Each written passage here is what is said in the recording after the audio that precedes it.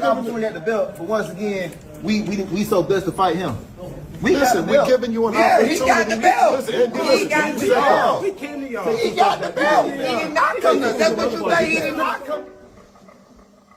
No matter how they try to belittle you, attack your character, create lies and false narratives, understand two things: we dress clean and we fight clean. Salute to the clean fighters. They claim that this community is so drug-free, but it don't look that way to me. And I started thinking to myself, man, what did he do to make them niggas that mad? Like usual suspects here.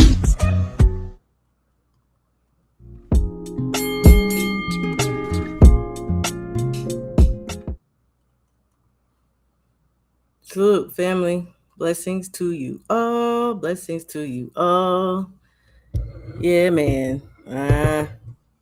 Y'all know what we here for.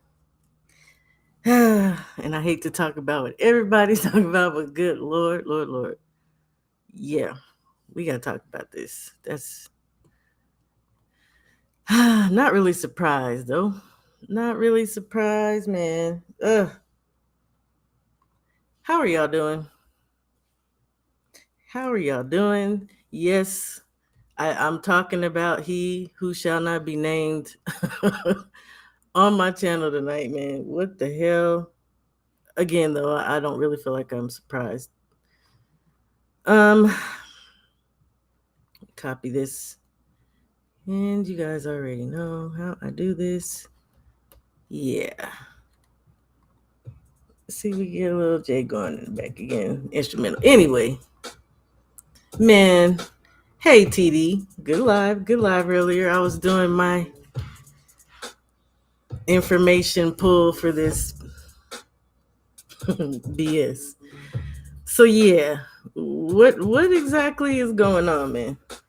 I don't know. I don't understand what the hell we're out here supporting. I don't really hear or see a lot of tank fans out here defending this. There is no defense for this shit, man. But I will say, he told us. He told us that this is what he's gonna do. Let me go back. Let me back.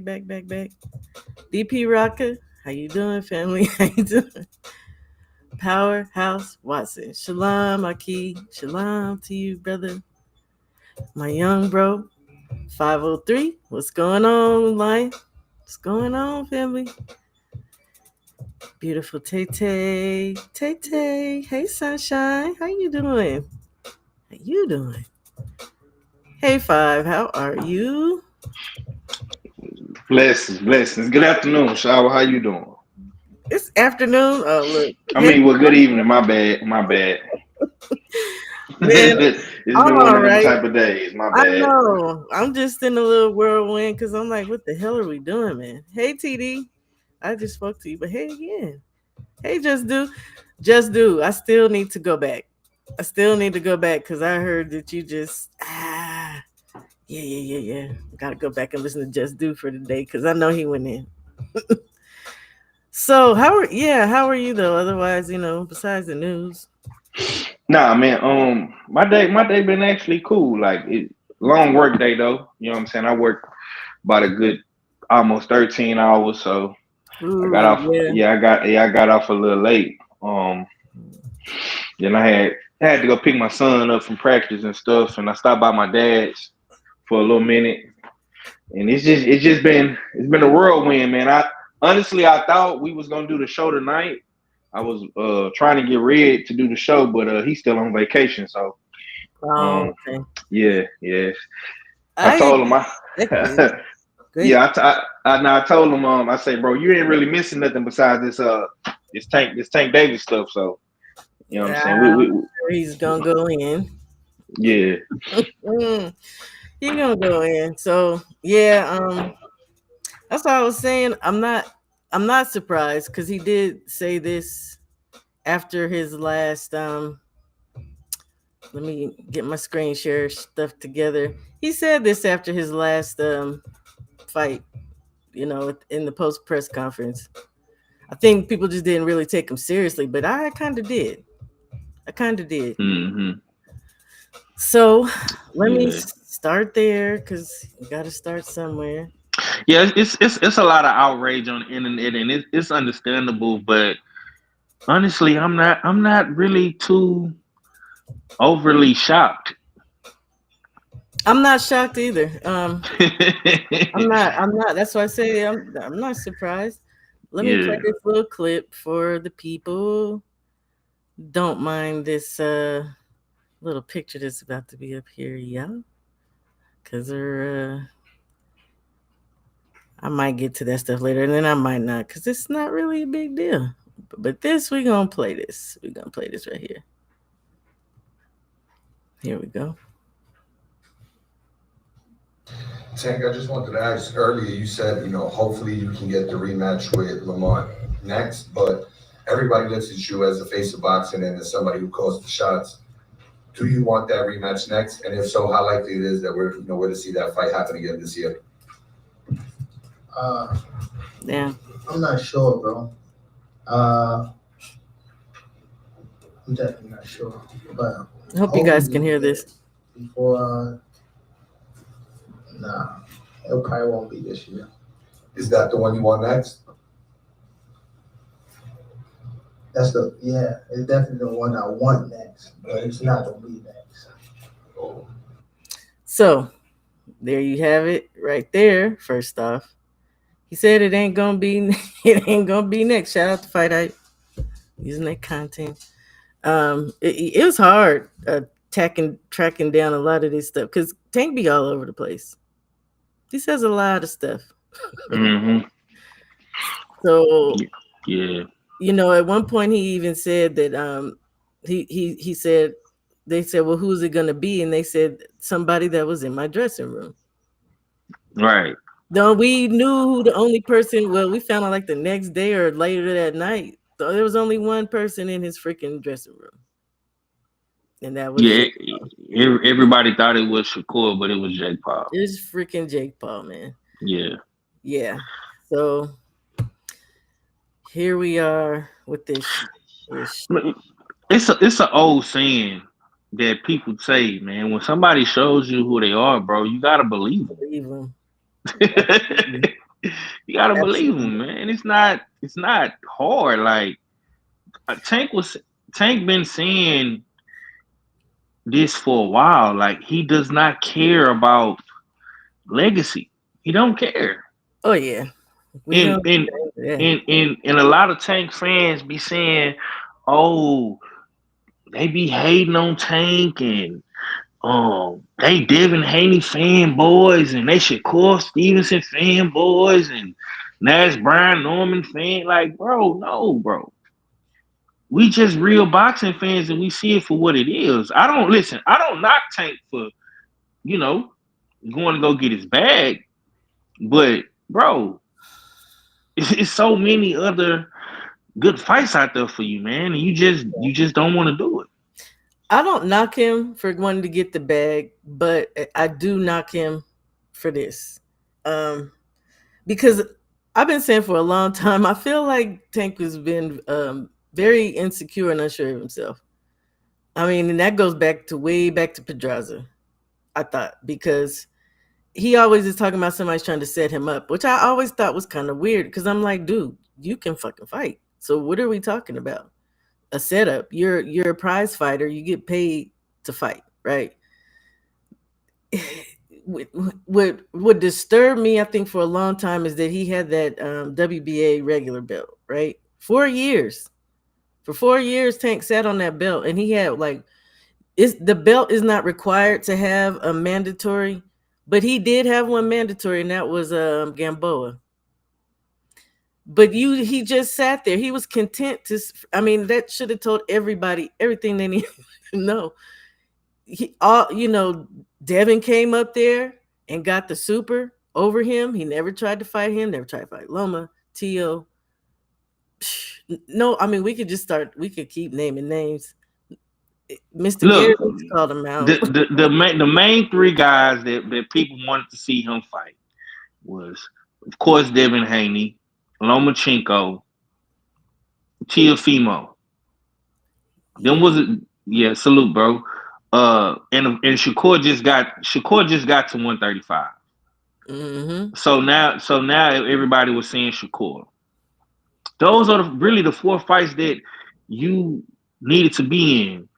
I would go as far as to say maybe if Tank would have fought Devin and Loma, I don't think the blowback from this would be as hard as it is right now.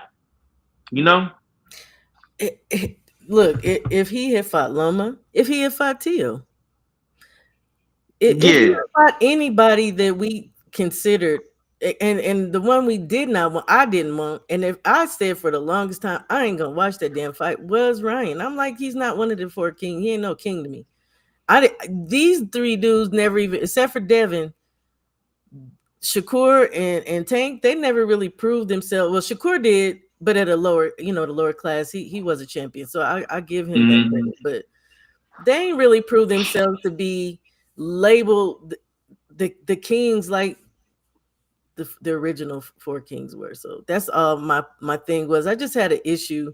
And I just kept looking at Tank like I got to a point I didn't expect it. I did not ever think we were gonna see him and Devin, and we didn't. I didn't think we'd see him and Mhm. Shakur. And I need people to understand this because I heard a lot of stuff. I hear a lot of stuff. Shakur has absolutely called this man out. He has Mhm. absolutely called this man. People be saying, "Oh, Shakur ain't trying to fight." Yeah, I think Shakur do want to fight. I think Devin did want to fight. Devin even tried when he just couldn't hold on to 35 no more. The man went up to 40 and said, "Look, let's run this. You could be the A side, the coveted A side. But now this dude gonna be the B side to somebody, and he's always been running around being the A side. That's interesting." Look, man, I'm gonna say this. I'm not mad. I'm not mad. I'm not outraged. I'm really like thankful because now the proof is here. It's like everything that we've been saying from me to you to Drew to whoever, you know, we always had kind of the same stance when it comes to Tank. Me myself personally, my stance has always been this. I'm not a hater. I'm not a fanboy. I'm just gonna call it how I see it. The biggest problem with Tank is the fights. You don't want to fight the fights that we want to see you in, bro. I think Tank is a good fucking boxer, but it don't matter what I think or what you think or what the next person think. If he don't feel like he that good, you know what I'm saying? If he don't want legacy, Yeah. I mean, and I understand all fighters don't want legacy. And to me, honestly, that's disturbing. I really don't like that, even though that's their choice. My thoughts is always, what the hell are we doing then? And especially if you snatching up and holding on to freaking belts. Just fight your prize fights then. Just fight for the money. But I mean, we cannot lie that this man be pulling people up, pulling people down, just all over the place, but where he actually should be. Is I don't know. I know I'm not a Tank. I am not a Tank fan. I respect him as a fighter and what he does in that ring, but I ain't never really been crazy about no damn Tank. I'm not. And to be honest, I felt like for a long time he needs to get help. He needs to fucking get some damn help, because that's neither here nor there, though. That's his personal life, but I think it's leaked into the fighter that we see to a great degree. I ain't even gonna cap. I think it's to a great degree. So I got questions though. If Tank is gonna be fighting Mr. Jake Paul, he fights at 135. Now, mind you, well, I'll get into that. Fights at 135. He's 5. This says 5'5". I've always heard he's 5'4". 5'4", 67.5-inch reach. Mm-hmm. Jake is a cruiserweight. 6'1", 76-inch reach. How does he traverse that shit? How does that work? How's that supposed to freaking... And we're talking about someone who said they wouldn't... He said actually the max he would go up to was 147. He flip-flops all over the place with that shit though, but... Yeah, I think that this fight will probably be at a catch weight. It's definitely gonna be an exhibition. They probably have on 16-ounce gloves if they don't agree to a glove size. I'm gonna say this, man. I don't think the size is the problem. Because Tank, honestly, I think Tank does good with guys that are taller than him. But we're talking about what, 200 pounds down to 35. Well, yeah, well, the height. I'm saying as far as the height. Okay. My big the height. yeah, the height. I'm not a weight. That's still... The weight is my probably biggest concern. Because Jake is a big boy. He's around my size. He's like 200, 210, 215, 220, solid muscle. So yeah, that's gonna be an uphill battle. I don't know. Maybe they can do it at 185 or 190. I think there's gonna be some type of catch weight involved in the fight. This man says that the most he walks around is at 150. And hold on, let me play this one because I know everybody remembers this. Shout out to Porterway Podcast. But how comfortable is Tank Davis at 135 opposed to fighting at 140? Well, what I've been saying all along, Tank can make 130. The first day of camp, what, 3 weeks ago, a couple weeks ago, I think the world saw this. He stepped on the scale. He was 138 and a half. I missed that. Oh, you didn't see it? It's out there. Google it. First day. Again, they thinking of the old Tank, the Tank that fought the young. They thinking of the young kid. Yeah, who was undisciplined. Just trying to find his way. Tank, that's the old Tank. Tank is about his business. He understands he's a professional now. Smellerby man. Tank can make 130 tomorrow. Okay.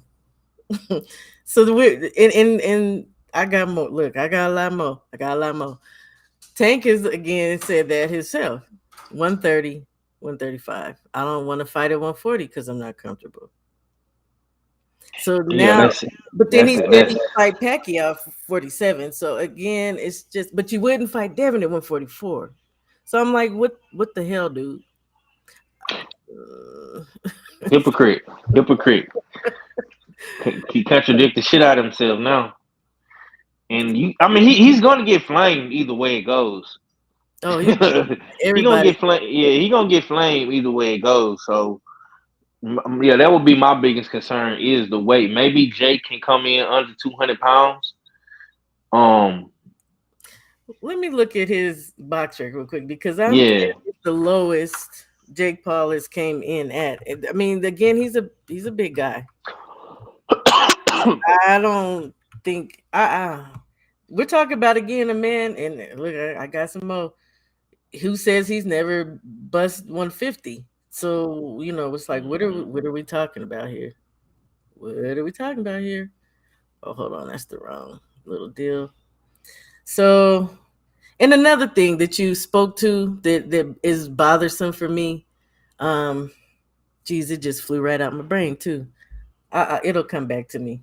So we're looking for his lowest weight though.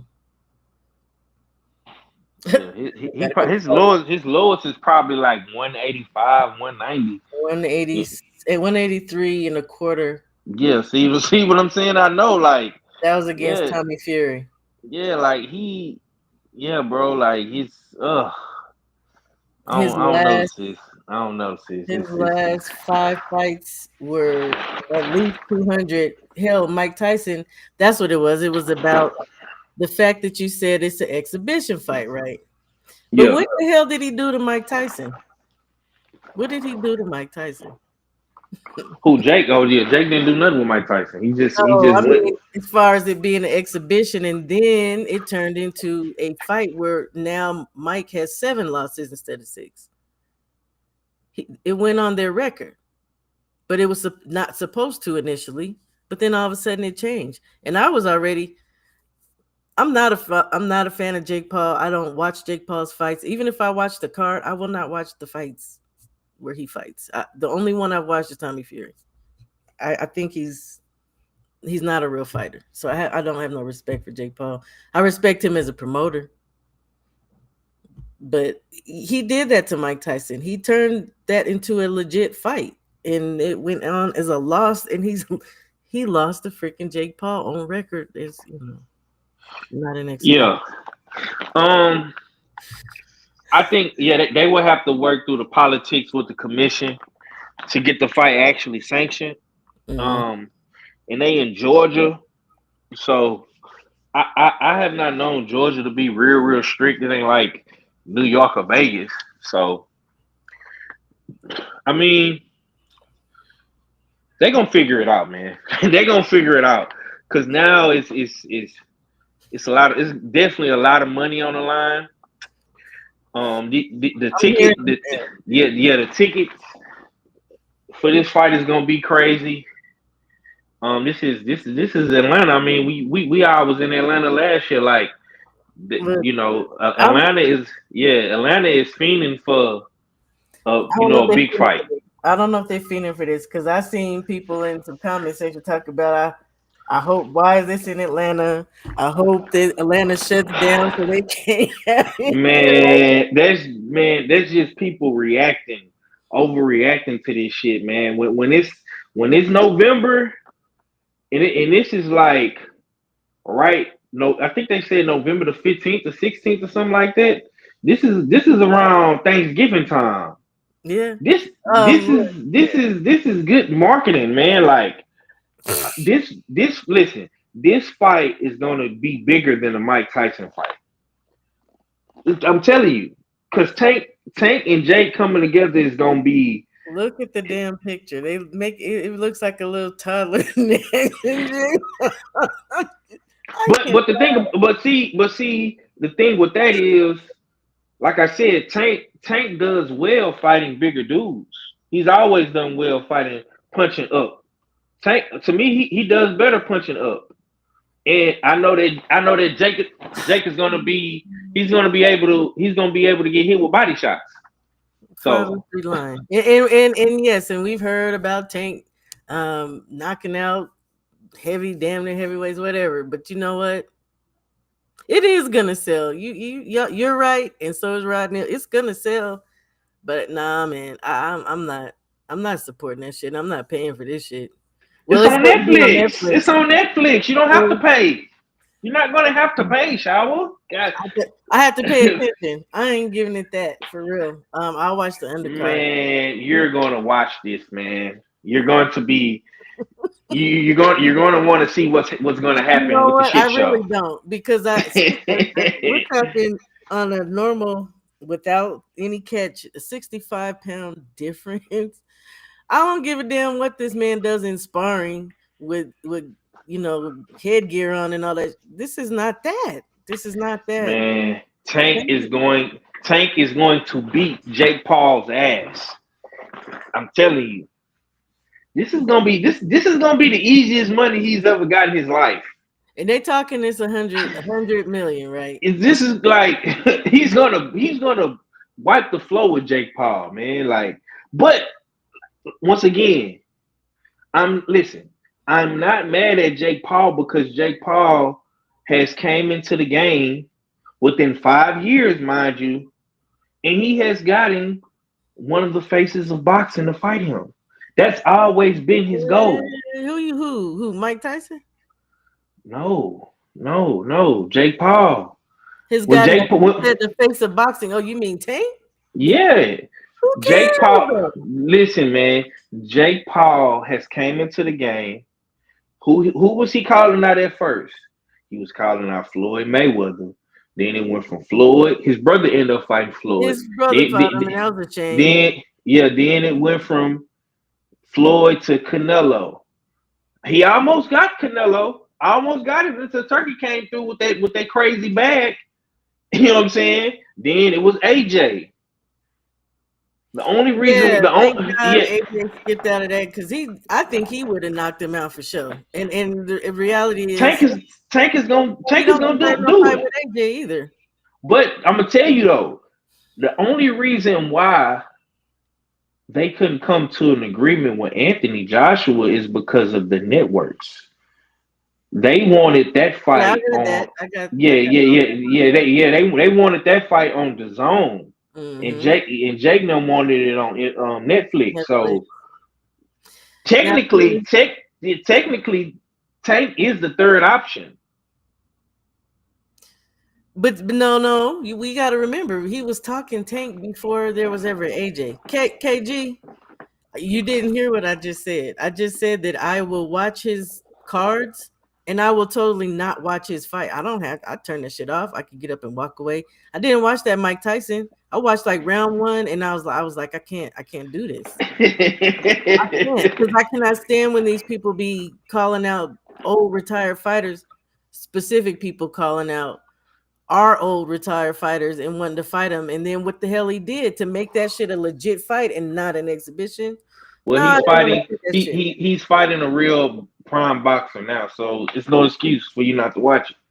This real prime boxer, I think it's incumbent upon him at this rate to come up off of that goddamn belt.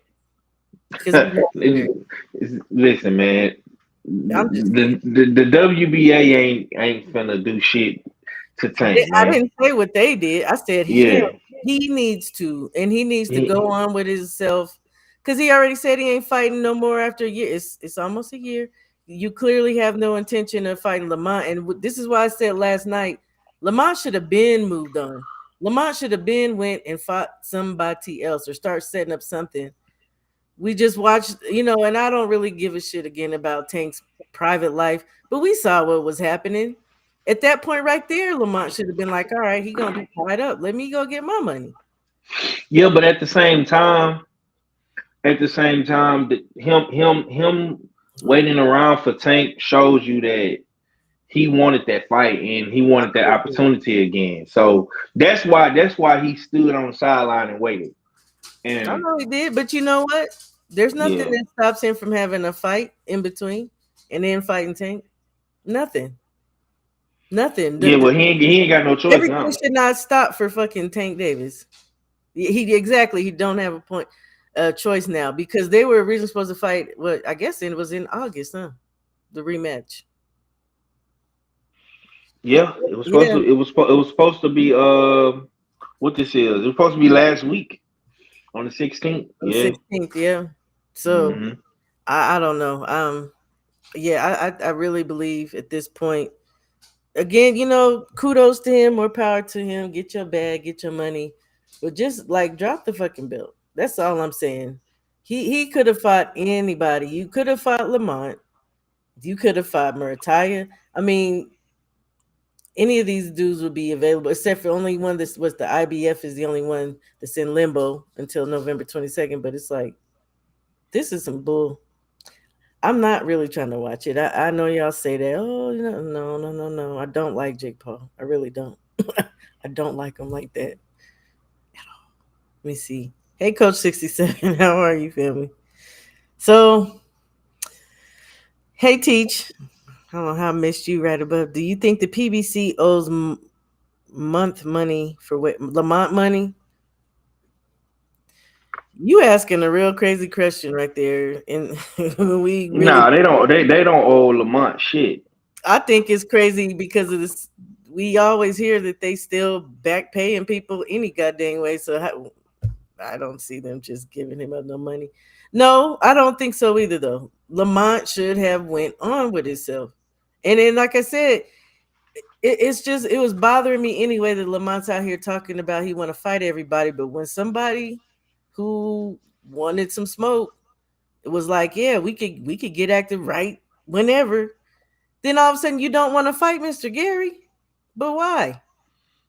You don't want to fight Because Mr. Gary, but you want to fight because the winner of Brian and Devin. You want to fight this one and that. Like, come on, dude. because he wants the big fights now. What? Listen, once you get in the ring with a dude like Tank, you have to try to equate that clout and Let's. and that superstardom.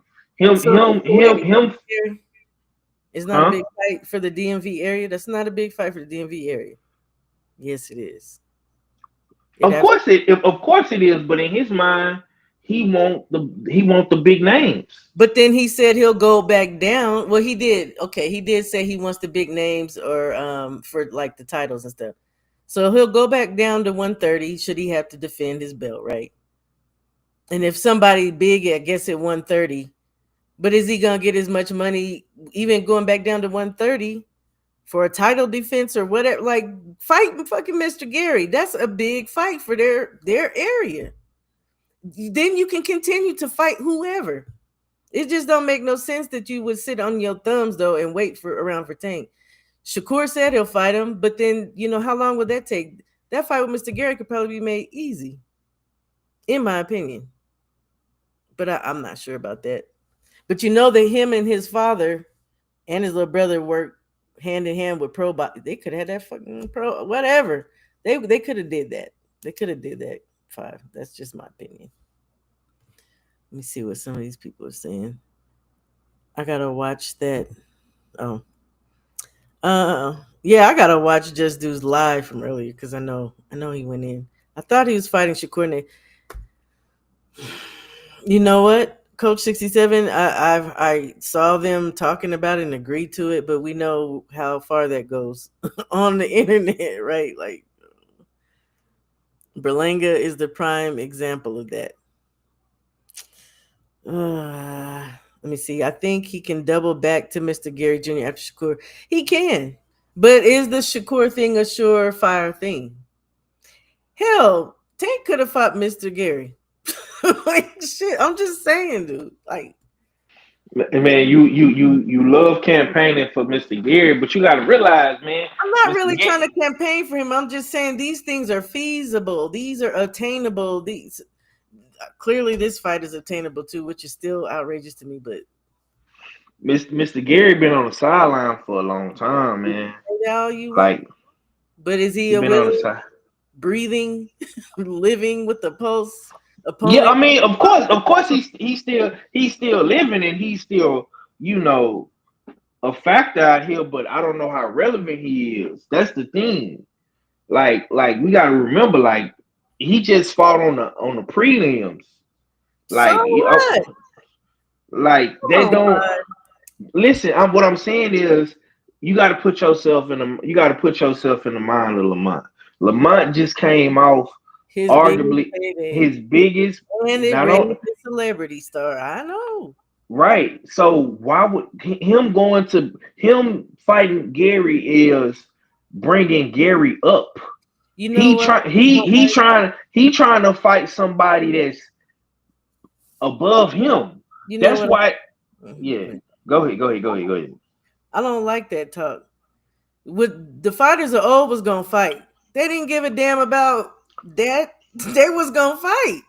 These dudes is running around here not fighting people, trying to hold out for the biggest fucking bag. Get your ass in there and fight, dude.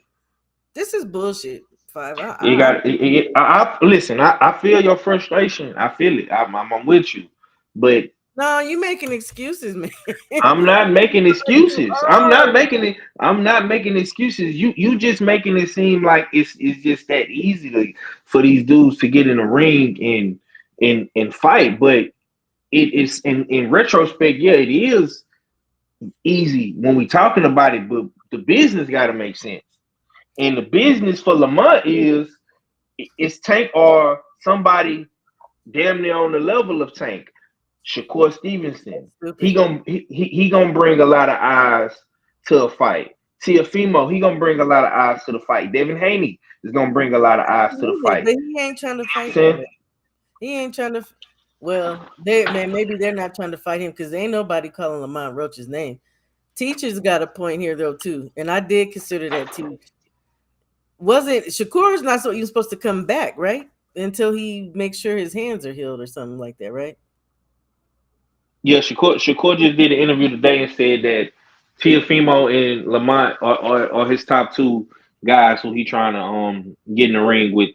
How they just far gotta out? I don't know. See.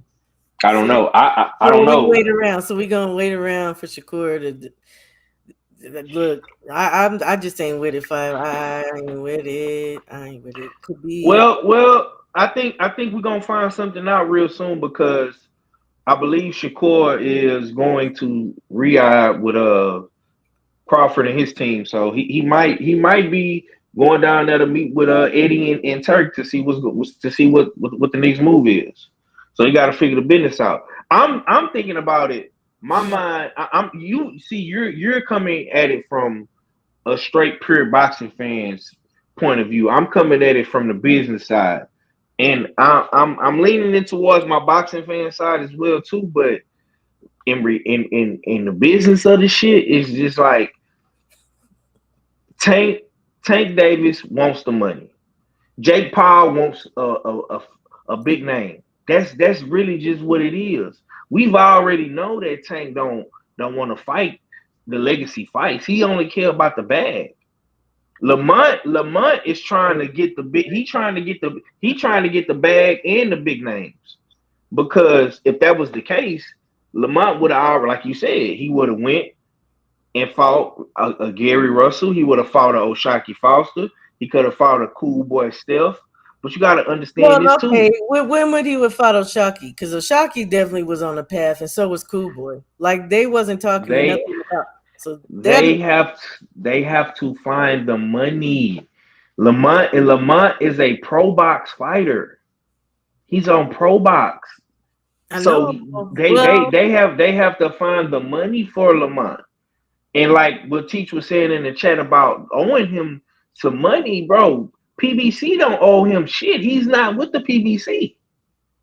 The PBC don't owe Lamont anything. That's why they did him the way they did him. They stalled him out for 6 months, and they already fucking knew that Tank team was negotiating with Jake Paul this whole fucking time, and they didn't say nothing to him. Like it's the business. But that's still trash and that's bad business. For sure, it's fucked up. But that's the business of boxing. The business of boxing is gonna stay in the business of boxing. That's just what it is now. So what Lamont gonna have to do is he's gonna have to pivot. He's gonna have to get back out here, get on the phone, him and his pops and his team, and they're gonna have to figure some shit out. So if Turk and Shakur or Eddie and Shakur, if they got the bag and they got the money and it all makes sense for said parties, that's his next move. That's his next best move because you're not gonna listen. You're not gonna fight Devin Haney and Brian Norman. That ship has I sailed, already buddy. thought that was crazy. Yeah, Talk. yeah. You ain't So yeah, and fucking Brian Norman. I know you seen that today. He just read up with Top Rank. yes, So you know what happened last time Lamont went over there to Top Rank? He got his ass whooped. So I don't think he's going over there to fuck with Top Rank. It's not gonna make sense. Don't do that. Don't do It's the that. truth. It's the truth, Shower. What else you got? What else you got? Hold on. Hold on. Because the last time he went to Top Rank and got his ass whooped, he almost beat that man. 11th round, he almost knocked his ass out. So, and he was young. So let's not do that to him. What else do I have? It was just actually it's been pretty much everything we've been talking about. Some articles from Jake Paul talking shit, saying Tank's been disrespecting his name for too long. It's just bullshit. That's bullshit right there to me. Yeah, I mean, listen. I get it, but you man, I know you don't like Jake Paul, but I respect, and this shows you. And I was thinking about this when I was driving. This shows you how fickle and unstable and no integrity in boxing that we have come to a point where a guy like Jake Paul, it only took him 5 years to infiltrate boxing. Who's fickle? The fans. No, because the community. I tell you what. Yeah. This one right here ain't never been for that shit. Not for him. So not you in particular. I'm just saying as a whole, as generally speaking, boxing. Money talk, and Jake Paul has the money to make shit happen. That's what it says to me, and it's messed up. It's messed up for the game. It's messed up for the game. Is it really though? Look, if Jake Paul, yes, it is absolutely. What the hell are we gonna do with this? And it's an exhibition, supposedly for now. It's pure entertainment. It's not. It's sports to a certain extent, but this fight is purely for entertainment purposes only. It's not. It's not gonna mean anything. What was the Mike Tyson fight? What was the Mike Tyson fight? It was entertainment. It was entertainment. People listen. People solely watched that fight. You had the young people tuning in to see Jake Paul, and you had the old. I ain't gonna even say old. I'm gonna say people from Mike Tyson's era who watch Mike Tyson, right? Who grew up on Mike Tyson, who watched Mike Tyson in the 80s and the 90s, right? This is the front of it. I get what you're saying. I get it. Yeah, so we're linking eras together. Right. So people of his era watched that fight to see if he was gonna knock the young boy out. It was entertainment. A dude walking around with a cane was gonna knock. Look, right. Like I said, just like an exhibition until it wasn't though. It wasn't. So Jake Paul snaking, first of all, that is a super problematic for me. That's the politics though. That's the politics though. No, that ain't politics. Yes, it is. That's people getting to a certain point and then caving and saying, "Oh, okay, yeah, we can make this a damn legit fight." I don't know why the hell Mike Tyson did that. That's silly. But yes, Teach, it is Tank. It's Tank. And if it wasn't Tank, then it was gonna be AJ. And that didn't that didn't come to fruition. So this dude is just out here leeching off of fucking people's names and shit. Like, come on. I don't give a damn. Like, the thing with me is Tank has had life changing money. So and nobody can say what is enough money. But this is I don't care. I'm not feeling it. This is some bullshit. And I really hope again he drops these belts after this. The WBA belt. Because you're not serious. You ain't even been fighting nobody anyway. Like, just get the fuck out of here. And he said he's leaving. I really would love to see that. I'm at this point. I don't usually talk about Tank on my channel. It's a reason. I really wish he would leave the game. Just go on. Because you're not serious about the shit. And all these dudes that's not serious about. There's a whole bunch of young guys at 135 that's trying to get legacy.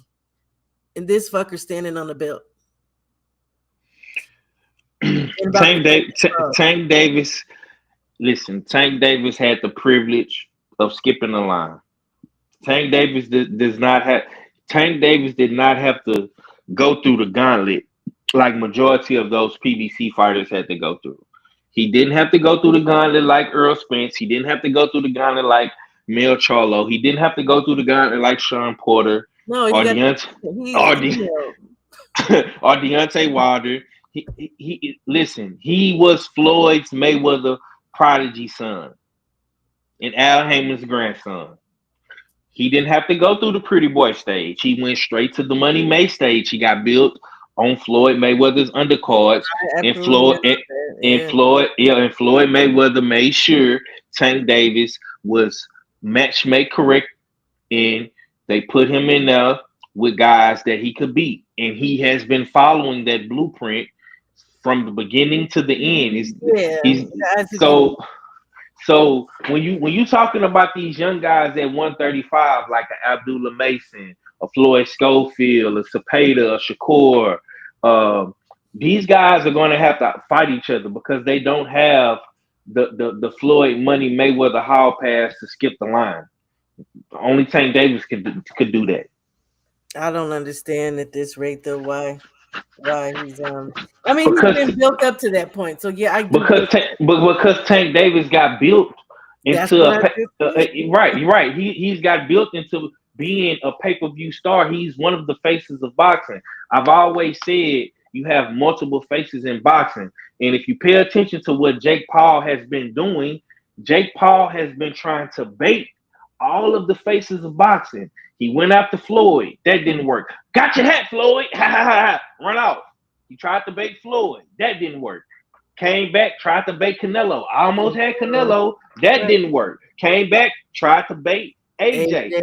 But in the backstage, he backstage plotting, trying to bait Tank. Why did Jake Paul show up to the Tank Davis fight any fucking way? Because come in here with that shit. Because yes, we on your boys. We on his neck. So that's what the fuck we talking about.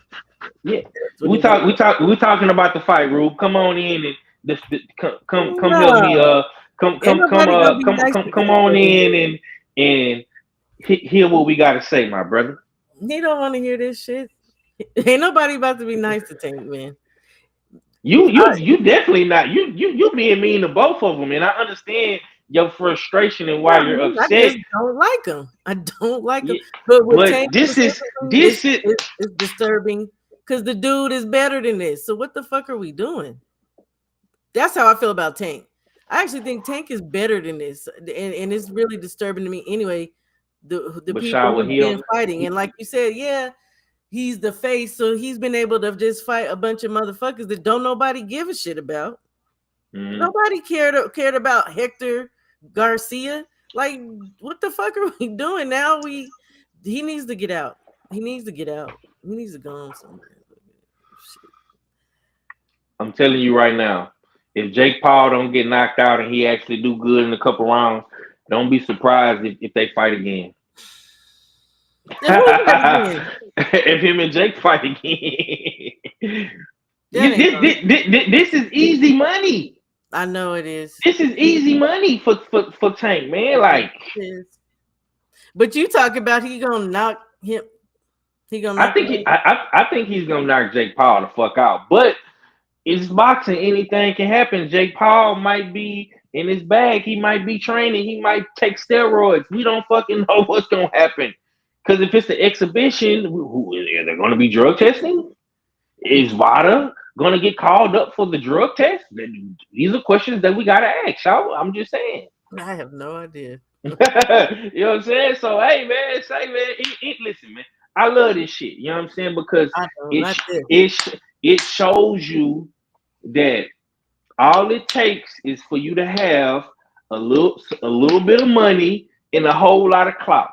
And that's what Jake Paul had. And now he is a major figure in the game. And people just don't have to deal with it. I'm not mad at Jake Paul.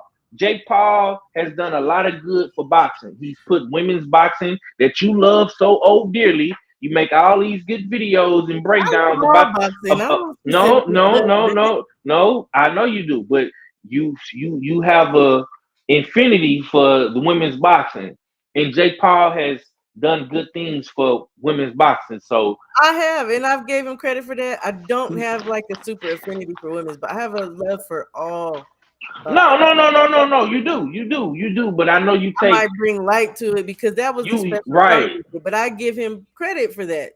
But still, and Queen, I totally. But he needs to come up off the belt if that's the case, though. This is how I'm feeling because Shower. he This is definitely the don't need to see no WBA. part two, and this nigga still got a belt. This is the WBA we talking about. They don't enforce shit. I said you keep missing the point. I did not say they need to strip him. I did not say nothing about being stripped, ripped.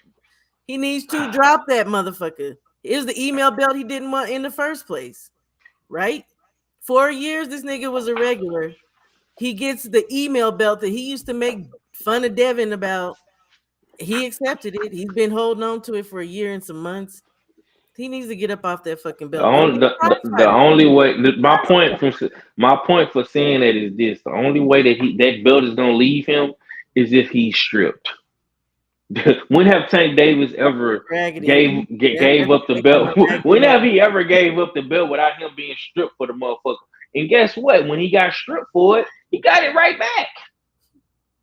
So, like that's the only way the belt is gonna leave his hands is if he's stripped. That's some That raggedy bullshit right there. I'm just going. I mean, it's the truth though. It's the truth. We gotta live in our truth. And you stern on hating this shit, but at the end of the day, I'm not a this is hater. Don't no, even go there. I'm not. no. I'm not saying you're a hater. You're Uh, hating on you don't like this situation. Let me just say that. Let me just say that. Let you me know just what? say Like I said, I'm not mad at him getting get your money, but then don't be in this same vicinity of trying to talk about you want to. He ain't even trying to fight the other people to have a legacy or be like, nah, dude. Just look, get all the money you want. Be the prize fighter. All you want is what I said, but Mhm. drop the fucking belt because He's there's not gonna drop the belt. he needs to. This is some bullshit. And if he and I really already said that. And Ruben, I don't give a shit if you don't like it. Get the fuck out of boxing, dude. Go You on do know, exhibition fights and shit. you do know. I don't know if you've seen it, but Lucas Body, I think, is about to be his mandatory if he wins this weekend. Let's see. Let's see how. Yeah. Do I think he's gonna fight Lucas Body after Jake Paul? Absolutely the fuck not. Let's see here. This is his last Mando, none called yet. Okay, but that's let me just go to this.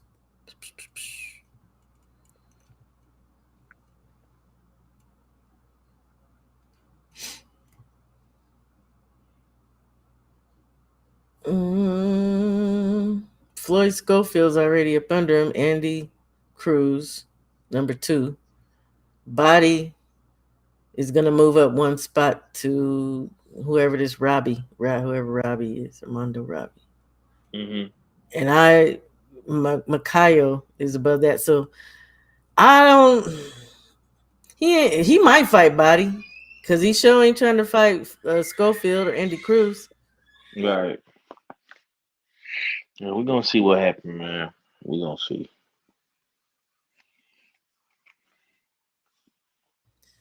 Okay, grandbaby over here going nuts, but I don't know why would Body jump over Schofield? I seen it. I'm going off the interview I saw with Lucas Body. He said he's gonna be the mandatory. So maybe the MVP didn't pay some payola, gave an envelope to one of them representatives in the WBA to make him the mandatory for whatever reason.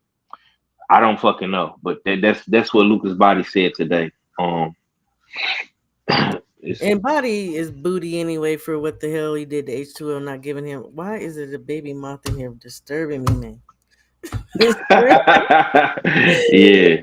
Okay, wait. So I think matchups is ridiculous, but I'm not mad at the fight, and I'm not. I just think it's some bullshit, Queen. I just think it's some bullshit. What I'm mad at is Tank not really doing nothing with his fucking career as great as he is. That's what really pisses me off about him, Hmm. and it's. I think it's sad. Let me see. Hey, Thomas Hill, I didn't see you in there. But that's what he's saying too. They're not gonna strip him. They ain't gonna strip his ass. If Canelo can, you know what, Ruben? While you in here talking that bullshit, so how do you really feel about Canelo? Because we all can't stand Canelo and the bullshit he's been doing. So just because Canelo was able to get away with shit, don't mean that Tank should be out here doing bullshit. That's just that doesn't even make any sense. That means you like Nah, Canelo, then you like the I, Canelo be doing, Ruben. I understand what he's saying. Basically, what he's saying is people didn't have a problem when Canelo did all his Yes, bullshit. we did. That's what I'm saying. Him, we absolutely did. But apparently, Ruben, because Tank is doing it, Ruben's okay with Canelo. Then is basically you might as well say that. He might as well say I'm cool with whatever Tank do because Canelo did it. That's some fuck shit. Don't do that. Hennyites and Shakurians about to have a field day. Man, everybody going. That's what I say. I don't know why he expects it. Yeah, y'all boys going off in this chat, man. Salute to y'all, man. Um, He all is for going the to go through with it, Thomas. It's 100 million possibly on the line. He going through with it. Go ahead. body duck Schofield and won't give H2O a rematch. Yeah, man. Body said he finna be the mandatory. So I don't know, bro. That's what your Canadian brother said. I'm gonna put the video in the group chat. That's what he said. The Lions are winning November. Man, look, horribleness, awfulness. Hey, Doc, how you doing? Yeah, see, y'all, you. That's why I mess with because you hold people to account. This is some bullshit. This is some Nah, bullshit. listen, man. And for people that think that this fight is trash, I'm not mad at you. I understand the bigger play. Do I want to see Jake Paul and Tank Davis fight? No, but am I surprised that What's this the shit bigger is play? happening? Him getting paid? No, the bigger play for me. Okay, this is my mindset. Okay.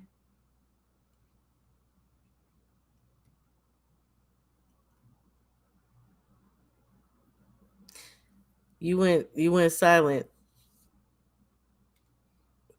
So when I'm gonna look at the weekend of this fight, I'm looking at to see who's going to get an opportunity to be on the undercard.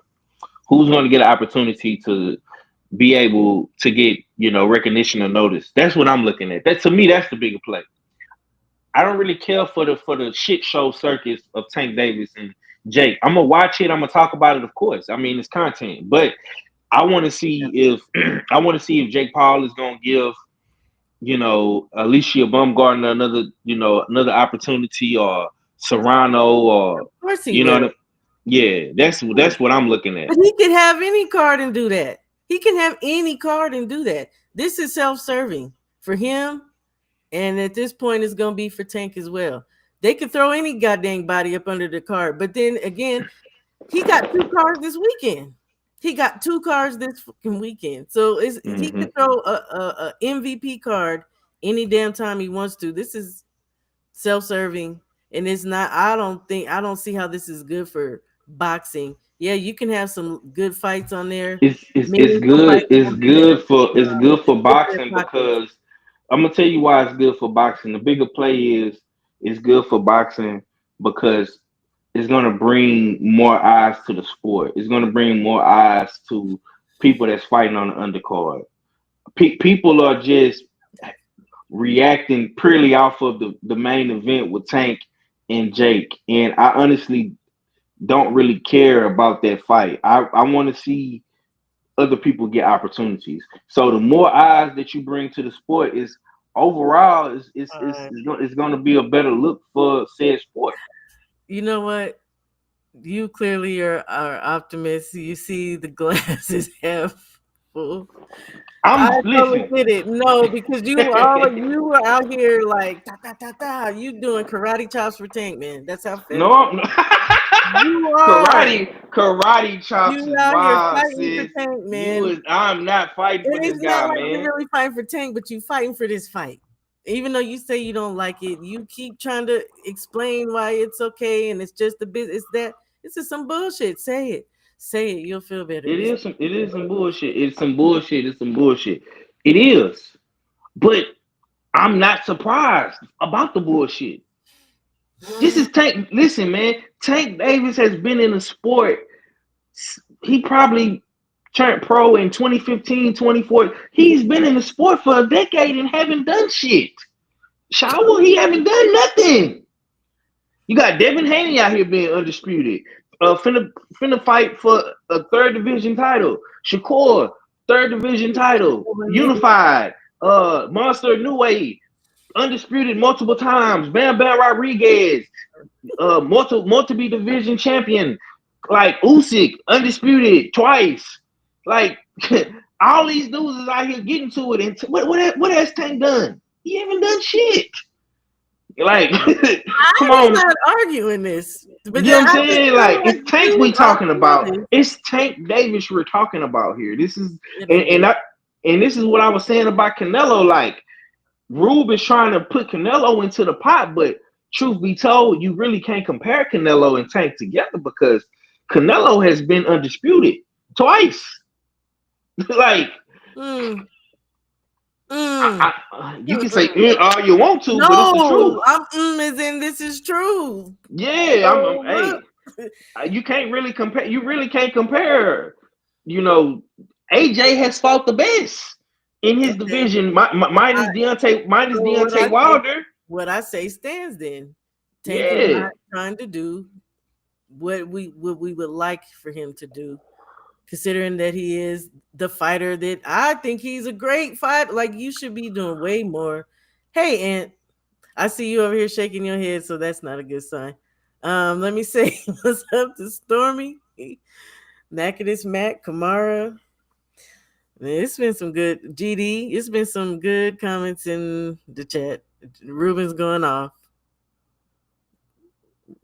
Oh, okay. Wait a minute. He said it is some bullshit. Okay. Okay. What's going on, Aunt? No, I wasn't shaking my head. I think this background thing was glitching. Oh. You see, I got the fake pool in the back and Yeah, you in the the virtual mansion. background. I was like glitching and You in the mansion chilling? What's going down? well, No, I tap wish I in. was upset. I wish I was outraged. I'm not upset, but I am. I guess I am outraged. I'm appalled. I wish that I was. I wish that I was because then that would signify that I still had belief in the Easter Bunny, and I still believe that Santa Claus was real, and I still believed in merit, and I still believe I still believe that guys could fight their way to the top and hard work and dedication and all that stuff were a through line to commercial success and viability and championship status and all those wonderful things. But unfortunately, such is not the case. Mm. And it hasn't been. That's all I've been saying. for a long ass time. Yeah. I do. I got a problem. I'm not pissed off, raging mad or nothing, but I think this is some bullshit. And I do feel like at this point he needs to really just he absolutely needs to give up the belt. I don't care if Tank goes on to continue to fight exhibition fights or get a bag, but you're not fighting the champions. That's clear. That's evident. So just sail off and do whatever the hell you gonna do. He can leave boxing for me, in my opinion, but I wouldn't be mad if he don't. Just come up off the belt and let the other dudes. Yeah, but why would the WBA want him to come up off the belt? Because he makes all the money, he's bringing them. I Okay. get it, but that's bullshit. I didn't say what they Okay. want. I said he needs to. He's paying the fee for it, right? Which he didn't want to Yeah, pay. he's paying the fee. He's paying the cost to be the boss. And He with ain't that being the case, the the boss. WBA or whomever else, they're not going to The boss of what? encourage him. The boss They're of not what? Just the as boss of the title. the boss of Tank Enterprise or whatever the hell it is that he has going on. And the WBA, they are not going to encourage him to give up the belt. Fucking WBA. They're not. Because they do not care about having a distinguished champion. They don't care about what champion is supposed to signify. It is nothing more than a vehicle. That's it. That's the reason why you have regulars and supers and interims and this and that and Absolutely. so on and so forth. He should have stayed the regular. And I did so he say, ain't but they nothing elevated him and he accepted the email. He had mail and he got it. He still got the that he didn't want. That he didn't want. It's just disturbing. I had a problem with that when it happened, to be honest. And he's still just been sitting on it. So if they can just email somebody and make them a champion, what the hell is it really worth? And why should somebody give up something that can be easily attained? Not based on the merit of their work, but somebody deciding, hey, this person, they have enough cachet to make that 3% worth it. Ruben Langford, this motherfucker just said, he says he walks around at 150. So who cares if Devin walks around at 175? Does Devin make weight? Has Devin missed weight? Has Tank? Shut up. Stop that. Don't start that bullshit in here. Don't start that bullshit in here. Yeah, we don't need to drag Devin. We don't need to drag Devin for no reason at all. There's no reason to drag Devin. Yeah, I don't know why people keep bringing Devin up. Like Devin don't got nothing to do with this. Because he hates Devin. He's a Devinator, and that's fine. But just don't try to act like your fighter, who's holier than thou, is great and never has no speck of nothing on him. That's what be bothering me about Ruben talking shit. Listen, man, like I just said, Devin Haney is fighting for a title in his third division, and Tank is fighting in the exhibition fight against a YouTuber. So please stop comparing these two. At this point, bro, it's like night and day with these guys. So there's no point to keep using Devin as an example, brother. Like it's not. No, and you definitely don't want to use him as the litmus test because he done surpassed Tank and ran around and came back and offered a fight at 140. But has he really though? Has he really though? Yeah. Has he really though? He did. Has he really though? Oh, he did. He came back. Yeah. Let me find. They all listen, man. They all in the same boat to me. He didn't. I don't. Yeah, you lost me with that one, bro. I don't see how. He came back and he said he'll fight Tank at 140, and he said Tank could even be the A side. He didn't care about the A side. Yeah, these folks say a lot of stuff. That's why I don't care. Okay, but I'll tell you what didn't happen. Tank didn't say, okay, that's all. Then we would have known what was real, right? Tank would have had to say, okay, and pull his fucking card in. Pull it. Same shit with Shakur. Yeah, I mean, you can say a lot of things on social media. On social media, they could have made a damn phone call. The thing is, he put the offer out there. That man did not call. He didn't come back on social media. He didn't say shit. He didn't say shit. Man, listen, bro. Got an offer though. Tank Davis is a fucking hypocrite. Tank Davis talk all that shit about Devin Haney and Shakur bending the knee to Turkey, but you bending the knee to the white boy and Jake Paul, bro. You the B-side, brother. Wait a minute. And I just gotta say something. You just said that's not an offer. So then I'm gonna take this to a place we was at a couple of days ago. So what Oscar De La Hoya and them was doing in Virgil online to Xander, that wasn't an offer either. Well, apparently something was sent to them via email. So you Not saying just- because not just- Devin Haney didn't send like a term sheet, which we don't know. I didn't say that he didn't send that. What I'm saying is whatever's being said on whatever was being said on social media was just that, something that was said. Brother, Tank shit, bro. But Tank shit down the negotiations at the door, bro. He wasn't even willing to talk to Turkey. He was not even willing to start any type of negotiations. They tried to negotiate with the man multiple times, bro, and he rejected each time. But now you are going to fight Jake Paul, but in the interview you did on the podcast, oh man, they all look like a coat over there, man. They bowing down to Turkey. Bro, you doing the same thing to Jake Paul, bro. You doing the same shit. And that's all these guys' prerogative. If Turkey is over there making you an offer, that's substantial money, go get it. This is a job. Yeah, but he ain't. No, I'm not just talking about Tank. He's talking about people bending the knee and so on and so forth. However that man views these guys going to work with Turkey or whomever it is, that's his prerogative. Personally, I don't see it that way. I would say the same thing for any of these guys. If you got a substantial amount of money on the table, go take it. No, see, the problem with that end is he wants the money, but he also wants to win. He know he can win against Jake Paul. If you take Turk money, it's a possibility that you can lose against Shakur.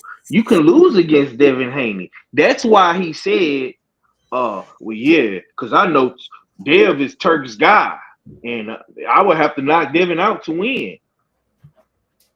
He doesn't want to put himself in that position because, like he said in the All Access 24/7 on Amazon, my biggest fear is what? Losing. So his fear is keeping him over here bowing down to Jake Paul to get the money and get the win, bro. That's basically what it is to me. There will be no win in this situation though, because it's an exhibition. It's not a sanctioned bout. But wait. Now you were in here, I think. So neither was the Mike Tyson fight. But what did it become? What did it become? It became a sanctioned fight. It became a fight where Mike Tyson absolutely took a loss on his record, but it didn't start out that way. So who's to say this won't change either? And five, how do you know that this man is gonna beat this mug up? That's not a given. That's not a given. 65-pound difference off the rip, just based on the weights, the proper weights. But then some catch weight. So I think the overall skills of Tank will surpass anything that Jake is trying to do in the ring with him. Jake Paul struggled with a old, what you call him, 90-year-old Mike Tyson with a cane. I just said he had a cane. I didn't say he was 90. He struggled with a man with a cane with a heart problem. You think a 50% Tank won't beat Jake Paul? Tank ain't Mike Tyson. Tank is not Mike Tyson in his heyday. He never. Oh my! I mean, they called him Mini Mike though. They could I call mean, them whatever the hell they want, but there's a difference between a 135-pounder and a fucking heavyweight, man. And his power. I don't care if Tank is supposedly knocking people out in sparring. That's heavyweights. I done heard shit about him getting busted the hell up too. And man, I hate all sparring stories, but let's just be real. Yeah, I mean, physics are physics. You get just because you're the more skilled guy, I don't mean necessarily going to win, especially with that much You of a can't weight get caught. disparity. Yeah, you get caught, that could be over. Tank is gonna wear this dude. Jake Paul already has a gas tank problem. Tank is gonna wear him down, chase him around the ring. By that third or fourth round, Jake is gonna get tired, and I see a vicious body shot. He don't even have to hit Jake Paul in the chin to knock him out. It's gonna be a body shot. I believe that. I'm going to speculate here and go out on a limb and say that this fight will likely not be a real fight. This shit will probably be scripted WWE variety. All his fights are. Floyd Mayweather versus the Big Show. This is a spectacle. Yeah. Nothing more or less. Story. Nothing more or less. Story gonna go in. I can feel it. Nothing more or less. This fight's supposed to be. It's not supposed to count on their record. All I'm saying is neither was the Mike Tyson fight, but it did. And however they work out the logistics of how that actually became one, I don't know. I don't trust these people. I don't trust none of this shit no more. This is stupid. Me either. and that's why I'm like, when it comes to these things, I wish I was as outraged as everybody else, and I wish I believed in sport and purity and integrity and all these things, but I just don't. Mm-hmm. I don't know if it's a defense mechanism. I don't know if I'm jaded or disillusioned. But I don't think everybody is though, because there's still a sliver of hope that people have, and I kind of envy people who have that, because I see this shit for what it is. It's nasty. It's grimy. I've been saying this shit is a hole that is past redemption, and we keep trying to turn it into a lady, but it's not. This is not a housewife. It's a pig with some lipstick on. It ain't even that. It ain't even that. It's a poo with some lipstick on it. It's like, yo, if we were to really take a deep dive into some of the things that took place in history, like the very fabric of what we believe would just unravel before our eyes. Like I was just talking about this with Just Dude like earlier today, and I was sharing an article with him about Muhammad Ali failing a drug test after fighting Larry Holmes. Banned substance. Now, could you imagine the talks if we were to tack that onto his legacy? They would never live. He'd never live that down. Yeah, but then we would have to start re-questioning everything else about how we feel about people like Canelo Alvarez and this one and that one, and also what's going on in the current landscape of sports. Absolutely. Or if we were to be sitting here talking about how like this dude Jake LaMotta had to take dives, you know what I mean, to get a title shot somewhere down the line. Or we were talking about George Foreman and his exhibition versus five guys. And it was at 1975 after he lost to Ali. That was interesting. And that was like right after he lost to Ali. But then he turned it around and he ended up going on and fighting Evander Holyfield and Michael Moore and Alex Stewart and all these other people. I just saw it myself, TD. When he said it in the post press conference, I mean, I believed him because he was already on some BS. He'd already been on bullshit. So it's like I don't know. I played the clip. The boy said he's not fighting Lamont next. He's fighting somebody else. He's fighting who was in his dressing room. He was in his dressing room, right? It was only Jake. So I believed him when he said it, man. This is a real fight. Then I think both of these is gonna hit the canvas. This just might be an exciting fight. You enjoy Queen. I mean, I'm gonna hold my breath on that one, but I am excited. I'm excited for both of them. Based On off one what? hand, based on what? Well, for one, I like to see people getting money. Tarnishing them. I love to see people, being able to realize their dreams. Hector Luis Garcia, he retired today, and he gave a very hard. Yeah, he retired today. Random as hell, but he gave a. Random. Yeah, Damn. he Okay. I was talking about. he made a very heartfelt statement about basically growing up in the Dominican Republic, and people felt like maybe he left some things on the table, but he's very proud of what he accomplished because of where he came from. And that's the Right. one part that we often disregard as fans. We Nah, just that's have our facts, bro. minds so fixated on what we think their legacy should be. Like, you got to have Hmm. all the belts around your waist, and you got to fight this guy and that guy, and that's the only way that you could qualify yourself as whatever the hell it is that you want to be.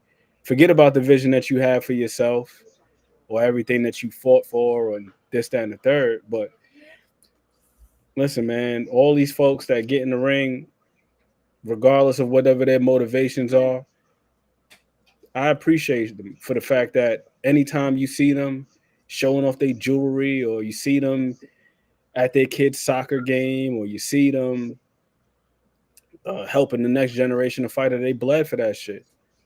They sacrifice for that stuff. They put their body to the limit. They Yeah. put their egos on the line, put their nuts on the line. You know what I mean? Like, it's very unforgiving. It's very very fickle, very volatile. Thank you, brother. I was trying to explain that to Shower earlier. She didn't want to hear it though. Look, I just tuned out because I saw some trash. God dang it, Ruben. Shut up about Devin. God damn, shut Nah, up. Dev ain't Bro. a fraud. Man, listen, I like Devin Haney. Yeah. I like all these guys because, like I just said, these guys put in a lot of work, and despite the praise, the criticism, everything in between, what I mean, there's a lot riding on their success. Shit, Mhm. these guys are economies unto themselves. Themselves and their Yeah, their they their are at the nucleus, and then you got all these other people that are eating because of their success. So, man, shout out to Tank. Shout out to Jake Paul. Jake Paul, I like what he's doing with the promotional aspect of things. shout No, out. I like what he's doing. Shout I out to like what he's doing. And then folks still haven't caught on to what he's doing. I'm like, y'all don't see the play. It ain't even really about he's him and whoever he's sullying people's fighting. name, No, attaching his leechy and dirty self to him with his greasy yes, looking hair but and his long chin. Get the fuck to out of build here. his promotional company. But the thing is, MVP's doing quite well. You don't have to go fight AJ. You don't have to go fight Canelo. You don't have to. He has good fights I mean, already. but why do you say that though? He doesn't have to go and fight these people when if he feels like he can get in the ring and put up a fight with these guys, what's the problem? Because he's not doing it the traditional way. What Jake Paul is doing is completely unorthodox to the tradition of the sport. And And is I that good? It's Unorthodox. not good. It's not good or bad. It's just it's another not yeah, way it's it's just another way of doing things. It's another facet. I see what y'all saying. I guess I don't feel the other facet. I don't. I Well, the way don't mind the promotion. I don't his fighting and the bullshit he's been calling out these people. No. I don't like it. I don't. He's not a real fighter. I don't care. He can fight all the fighters he wants to let that'll me ask you this question though, Shawa. Okay, so let's look at the Jake Paul. Let's look at the Jake Paul Mike Tyson card, right? Let's look at the Jake Paul Mike Tyson card, and let's look at some of the other card. Let's look at some of the other fights that were on the card. Like, I'm not talking about the other fights on the cards though. I said no, him. you're not talking about that. I'm talking about it. I'm gonna ask you this question. So Okay. let's run it down. So Damn. Shushu versus Dana Coolwell. What do you think? What do you think the viewership looks like if that was just the main event and it was MVP promoting it? Hold on. Let me pull it up. Matter of fact, okay. I could look at one right off the top that would just headline and been fine, but Shushu versus Dana Coolwell, you said. Yeah. No, I wouldn't say that's no headlining fight. Absolutely not. Nope. Mm-mm. No. What would you project the now? Of course, this is all hypothetical, but if you had to project How much Shushu versus money Dana would Coolwell, do you think that fight draws over 800,000 views? hell no. Because don't nobody know who the hell Dana Coolwell is. All right, but if you go back and look at the what's the name at the broadcast, because that was on the prelims, Mm. right? And Because then Shushu, I'm looking at the viewers on the damn on the MVP YouTube page and on the MVP and on the Netflix YouTube page. mm-hmm. Over And the numbers went up. 800,000 people were watching that fight. If Yeah, that would because they just were starting to look. Look, we ain't gonna play like they wasn't starting to wait for the real fights to get started, and they tuned in. And a but lot of that's people what know I'm who saying. Shushu is. That is the promotion itself. And Jake Paul, he is using the spectacle as the promotion. And So that's the how do we reason why know? his thing is on that's why his face is on the card. Because then you build up familiarity, brand recognition, And he so on does and so bring the numbers because it, these people are returning, and he's the only common denominator. But I will say this: wasn't this the yeah? This is the second card, right? With Katie and Amanda. yep. I think that could have stood alone by itself, and it was the first one on Netflix, right? But listen. What Jake Paul is doing? He's reeling in His people to people. watch boxing. He's reeling in new viewership to watch boxing. That's the whole play. That's what I was saying earlier. It's not so much. See, people are only caught up in the sideshow, in the magic trick that him and Tank Davis is gonna do. I'm looking at what Annie's saying as far as with the other fighters that are gonna get opportunities to get new viewership and fans off that fight because Katie Taylor and Serrano True was able to hold their own, but by Jake and Mike being on the card, it brought in a whole nother field, and then that prompted the all women's card that you covered so well on your channel. You see what I'm saying?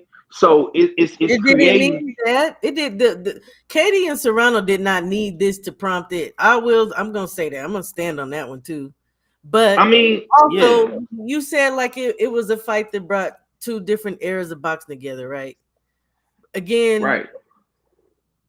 look, Mike Tyson had his era. I can't really say how many old people really tuned in to see if Mike Tyson, but I can probably say it was a gang of young people. They probably turned in to see the bullshit. To be Man, honest, I don't think I'm the telling whole bunch you, of old people was like, oh, Mike, some, but I don't think them numbers was as great as this the young people that follow Jake Paul. And shout out to Jake for the numbers he bring, whatever. But it doesn't negate that this is some bullshit. Let me say real listen, quick. Let me say real quick. Hello to Kondo. I seen him come in here, salute to Kondo. and I I I I see a bunch of the boxing diehard fans getting upset about this.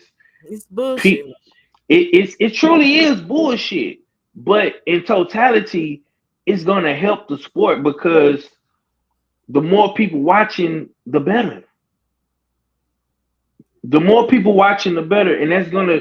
It's an ecosystem. Okay, you Just say that, but every time we get more people, it brings a bunch of freaking people that I personally don't want. The Tank and Ryan fight, then the Tank. Look, it brings some miscreants in. If you ask me, it bring a bunch of people that y'all call casuals. I don't call them casuals, but they are some trash individuals that be coming in. Let's just be real, and they don't know shit about boxing. Shout out to Roger Mayweather. I'm just saying. that. I mean, that's cool. Thank you for the views. Boxing's Thank still you, dying. Baby. thank you for the boost in the algorithm, and keep it pushing. It's a beneficial. business. Go ahead. It's a beneficial relationship. You coming up in here, you watching my videos, you coming to my live stream, you clicking on the content. Thank you for the views. It's beneficial. It's gonna forward progress everybody. Jake Paul, listen, Jake Paul is here. He's not going anywhere. This is only gonna make MVP in him bigger because guess what? And this is the trickle effect that it's gonna have.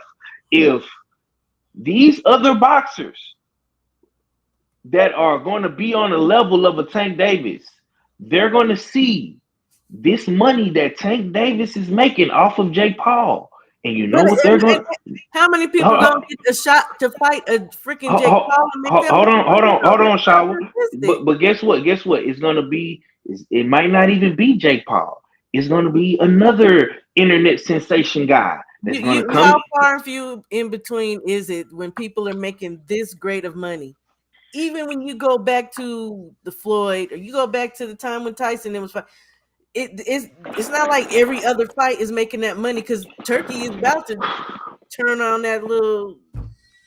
He about to turn. Listen, it's gonna be another Jake Paul. It's gonna be another Casanat. It's gonna be another I Show Speed, a Duke Dennis. It's gonna be another one of these fucking streamer, internet Well, sensation you know dudes what? that's Don't that's mention. gonna that's gonna come in boxing and they're gonna do the same shit. It's a trickle down effect. It's a domino effect.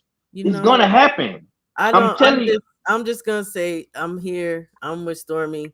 What's best for boxing, in my personal opinion, is the best people fighting the best people, and there are people really fighting. Absolutely.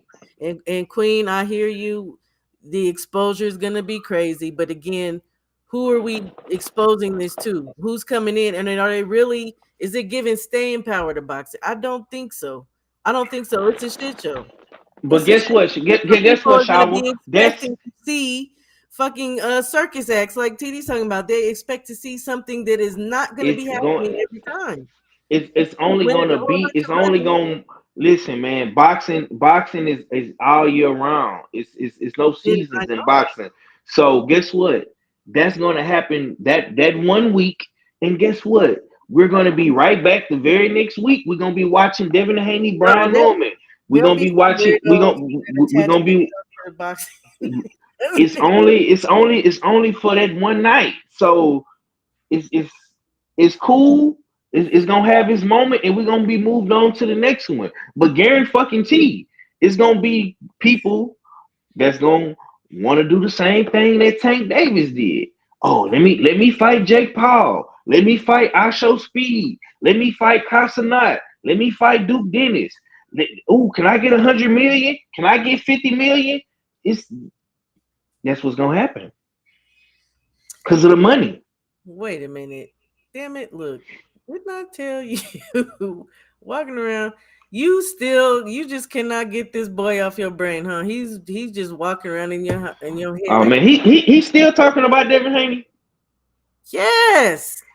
You Come don't, on. Ruben, you have a problem, sir. Man. You need Yeah, to bro. address that. Yeah, bro. You You really gotta need go. you Yeah, need to get some help because you are you need to you need to sit down somewhere, bro. yeah, Ruben. It's ridiculous, You man. need to sit down. You need to get off Devin nuts, bro. Hey Devin man. ain't get off Devin nuts, bro. Devin ain't got Devin nothing to do with this, is man. running back and forth in his shit and eating and all up in the refrigerator, shitting in the bathroom in his head. He's there.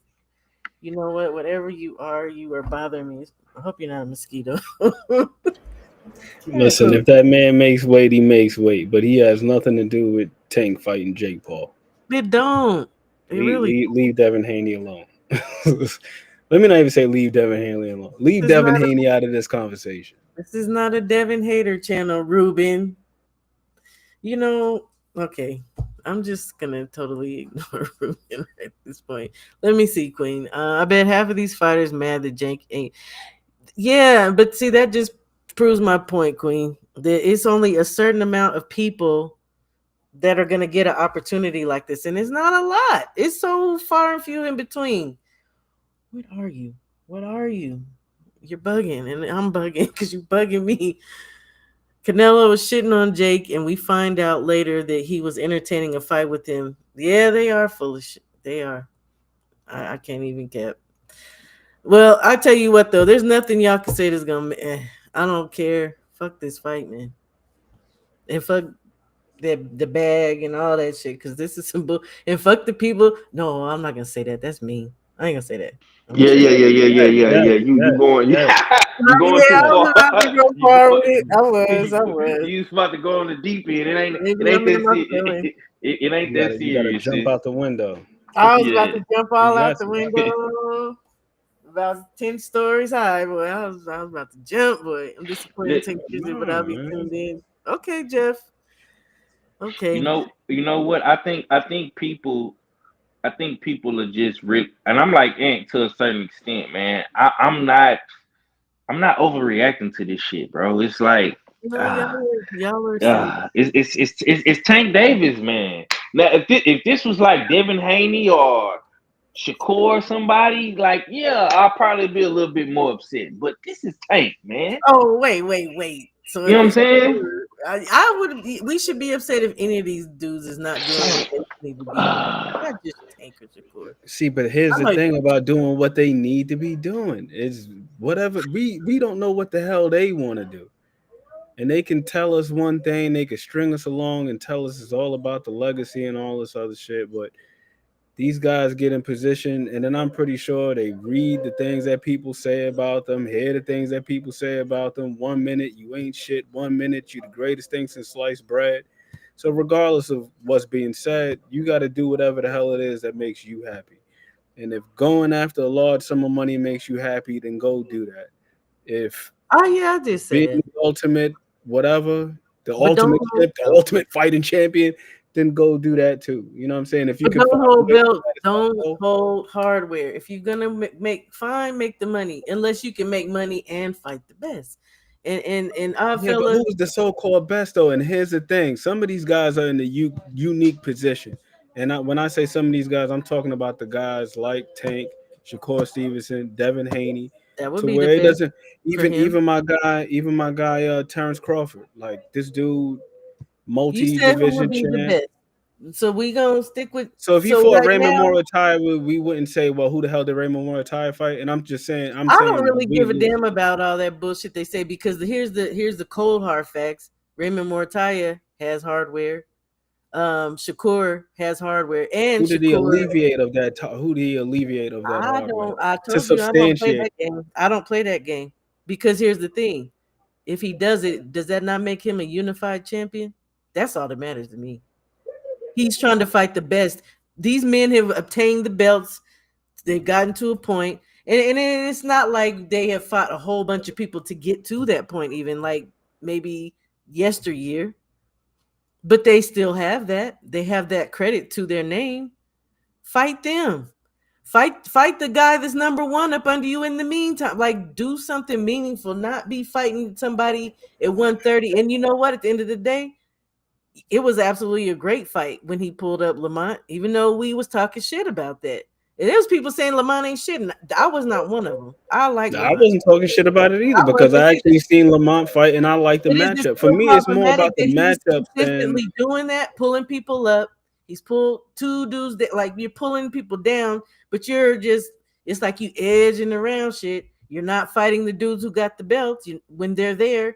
Again, this dude sat with yeah, the but they're also regular not fighting him WBA either though. for 4 years.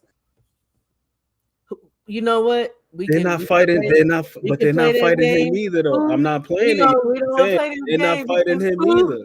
Tank will tell you, and Ellerby will tell you, he's a star, right? He's a star. Who sends the term sheet? Who sends out the contracts for Tank when PBC was going? So these guys are not allowed to send him an offer. Is basically what we're saying. That's So what they said. no. That's I'm what not they talking about what said. they said. I'm talking about just in the business of boxing. None of these people are allowed to send him anything. I'm not saying what they're not allowed to do. What I'm Well, saying is, would they have recognized it? Because Tank is the star, let them tell it. Tank is the A side. Tank want to fight you. So Tank was fighting is who Tank wanted to fight. But when people was calling Tank's name, why didn't he send them a damn contract in? Why? Especially the people that mattered. Tank sat with that damn regular belt for 4 years. Why would you just do that shit? Get the fuck up off the belts. Don't have a regular one. Don't have a super one. Just pick and choose who the hell you want to fight and let these other dudes get the belts then. Who want to be undisputed at 135. Who want to do something. That's all I'm saying. That's my problem with Tank. I think Tank is an absolutely great fighter, but he diminished his own self. He diminished his own self. If you're the A side and you're the face of boxing and all that shit, send these dudes. Send Shakur. When Shakur got to 35, why didn't he say send a contract to him? Let's fight. Why didn't he send how did he let Devin Haney get to be undisputed over him? How did Devin Haney get to be undisputed? Because of where he aligned himself. Because of where he aligned himself. He was in position to fight a guy. This guy had the 3 belts. He had the remaining one, and then boom. There it is. But who the fuck is Tank beating that wanted to see him fight? You wanted to see him fight.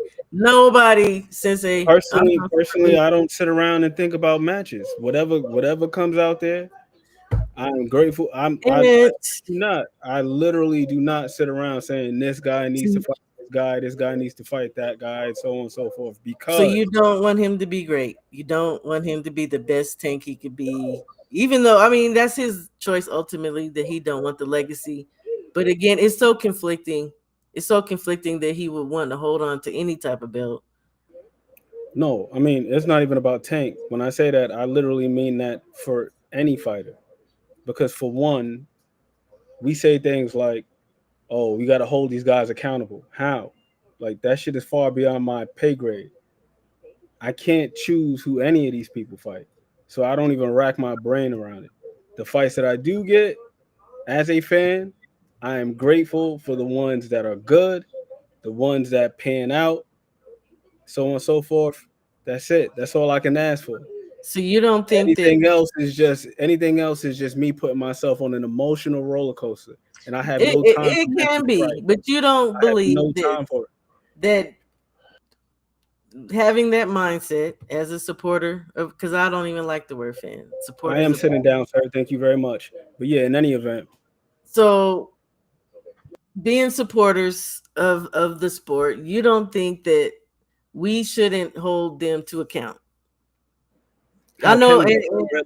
I mean, you don't think that we should put on pressure, because it's a lot of Tank fans that have clearly been okay with what he's been doing.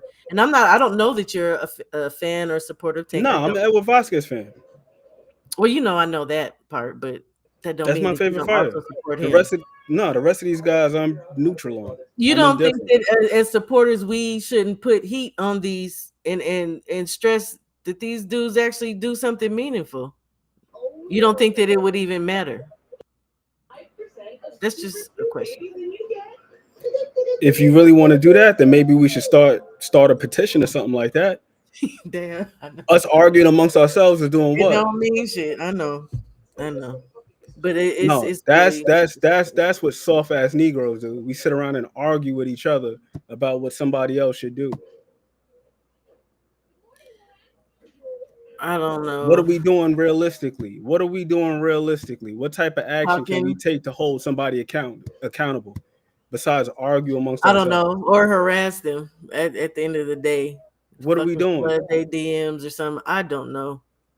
But we can I don't think all day. This is posturing, I suppose. We can posture all day and look like we stand for something, but what are we doing? Talking on the internet. If you point me in the direction of some type of action, I'll be on the front line with you. Otherwise, you're just talking. Yeah, you're right. You know what? That's all we doing is complaining. If we're not doing anything, we just complaining. I am complaining. What the fuck are we doing? What are we doing? I can't even. What are we doing? I'm absolutely I complaining. feel the same way about like all the PD shit. We talk about Victor Conti. We need to get him out the sport. Yeah. If you start a petition, if you take something to Congress or do something like that, hit me up. I will sign it. I will walk with you. I will march with you. Whatever the fuck we need to do. Otherwise, we just on here running our mouths and making content, if we want to call it that. Yeah, no shit, I'm talking too. That's why I said, what are we doing? We, I'm included in we. What are we doing? What are we doing? What are we doing? We. What integrity? We talking about a sport in which fucking what's my man's name? Battling Siki in the 1900s, George Carpentier, the dude got paid 250,000 francs to take a dive. There is no integrity in this shit. And the sooner we wrap our minds around that, the less frustrated about these things we would be. To your point, These things have been going on. You are Look right. at Johnny Saxton in the history of this shit. I was just You're looking right. at what's my man's name, Julio Cesar Chavez, the other day. This dude had to fight 40 some odd fights before he was granted a title shot. Where's the meritocracy in this shit? It does not exist. This shit is based on favor. I was watching another documentary the other day about Butch Lewis and his relationship with the IBF. That's how his fighters were able to get certain fights. But see, Akondo and Stormy, so what are we doing? Y'all cannot deny that the man has a point. We feel a way, but what actions are being taken? And if he's passive in the sense that he's not starting a damn petition, well, none of us. We just aren't, like he said, we get online and we talk shit. We get online and we talk shit. Because we want to have the facade on. I don't feel like mine is a facade, but am I about to go start so a damn much petition? integrity and so no. I genuinely feel the way I do. Am I going to start a petition? It's not likely that I would. But I still I reserve the right, just like you reserve the right to sit back and be like, hey, it is what it is. We also reserve the right to talk shit. Now, I guess where this shit starts crossing is to attack. Because none of us is doing shit to make this shit better. Besides talking. Talking on the internet is not going to change the shit. But I will get up here and I will talk my shit. And if people gonna listen, I put out a link, they can talk their shit too. And if people want to be passive, that's what my channel's for. Then he could be passive. It just is. But here's the other part of it too. We have some other fantastic fighters out here that we will not spend this much time talking about. You know how I feel about the check and Wolf. What? You know that I don't talk about Tank on my channel. Wolf. I love me some Arthur Biarsanov. We will not be sitting up here talking about him like that. You know that I don't even talk about Tank on my channel. If you didn't, well then now you know. This is a whole thing right here. Because I don't. He is usually he who shall not be named on my channel. I don't talk about Tank. I don't. But was this upsetting to me when I saw this morning? Hell yeah. I mean, it was upsetting to me when he said it right after the fight with Lamont. I was like, nobody wants to see that shit. He better not fight fucking Jake Paul. And then here we are. So I am voicing my disdain. I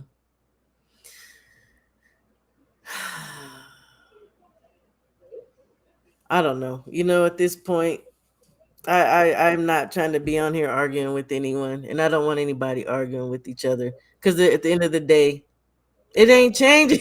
And they gonna fight. They gonna fight.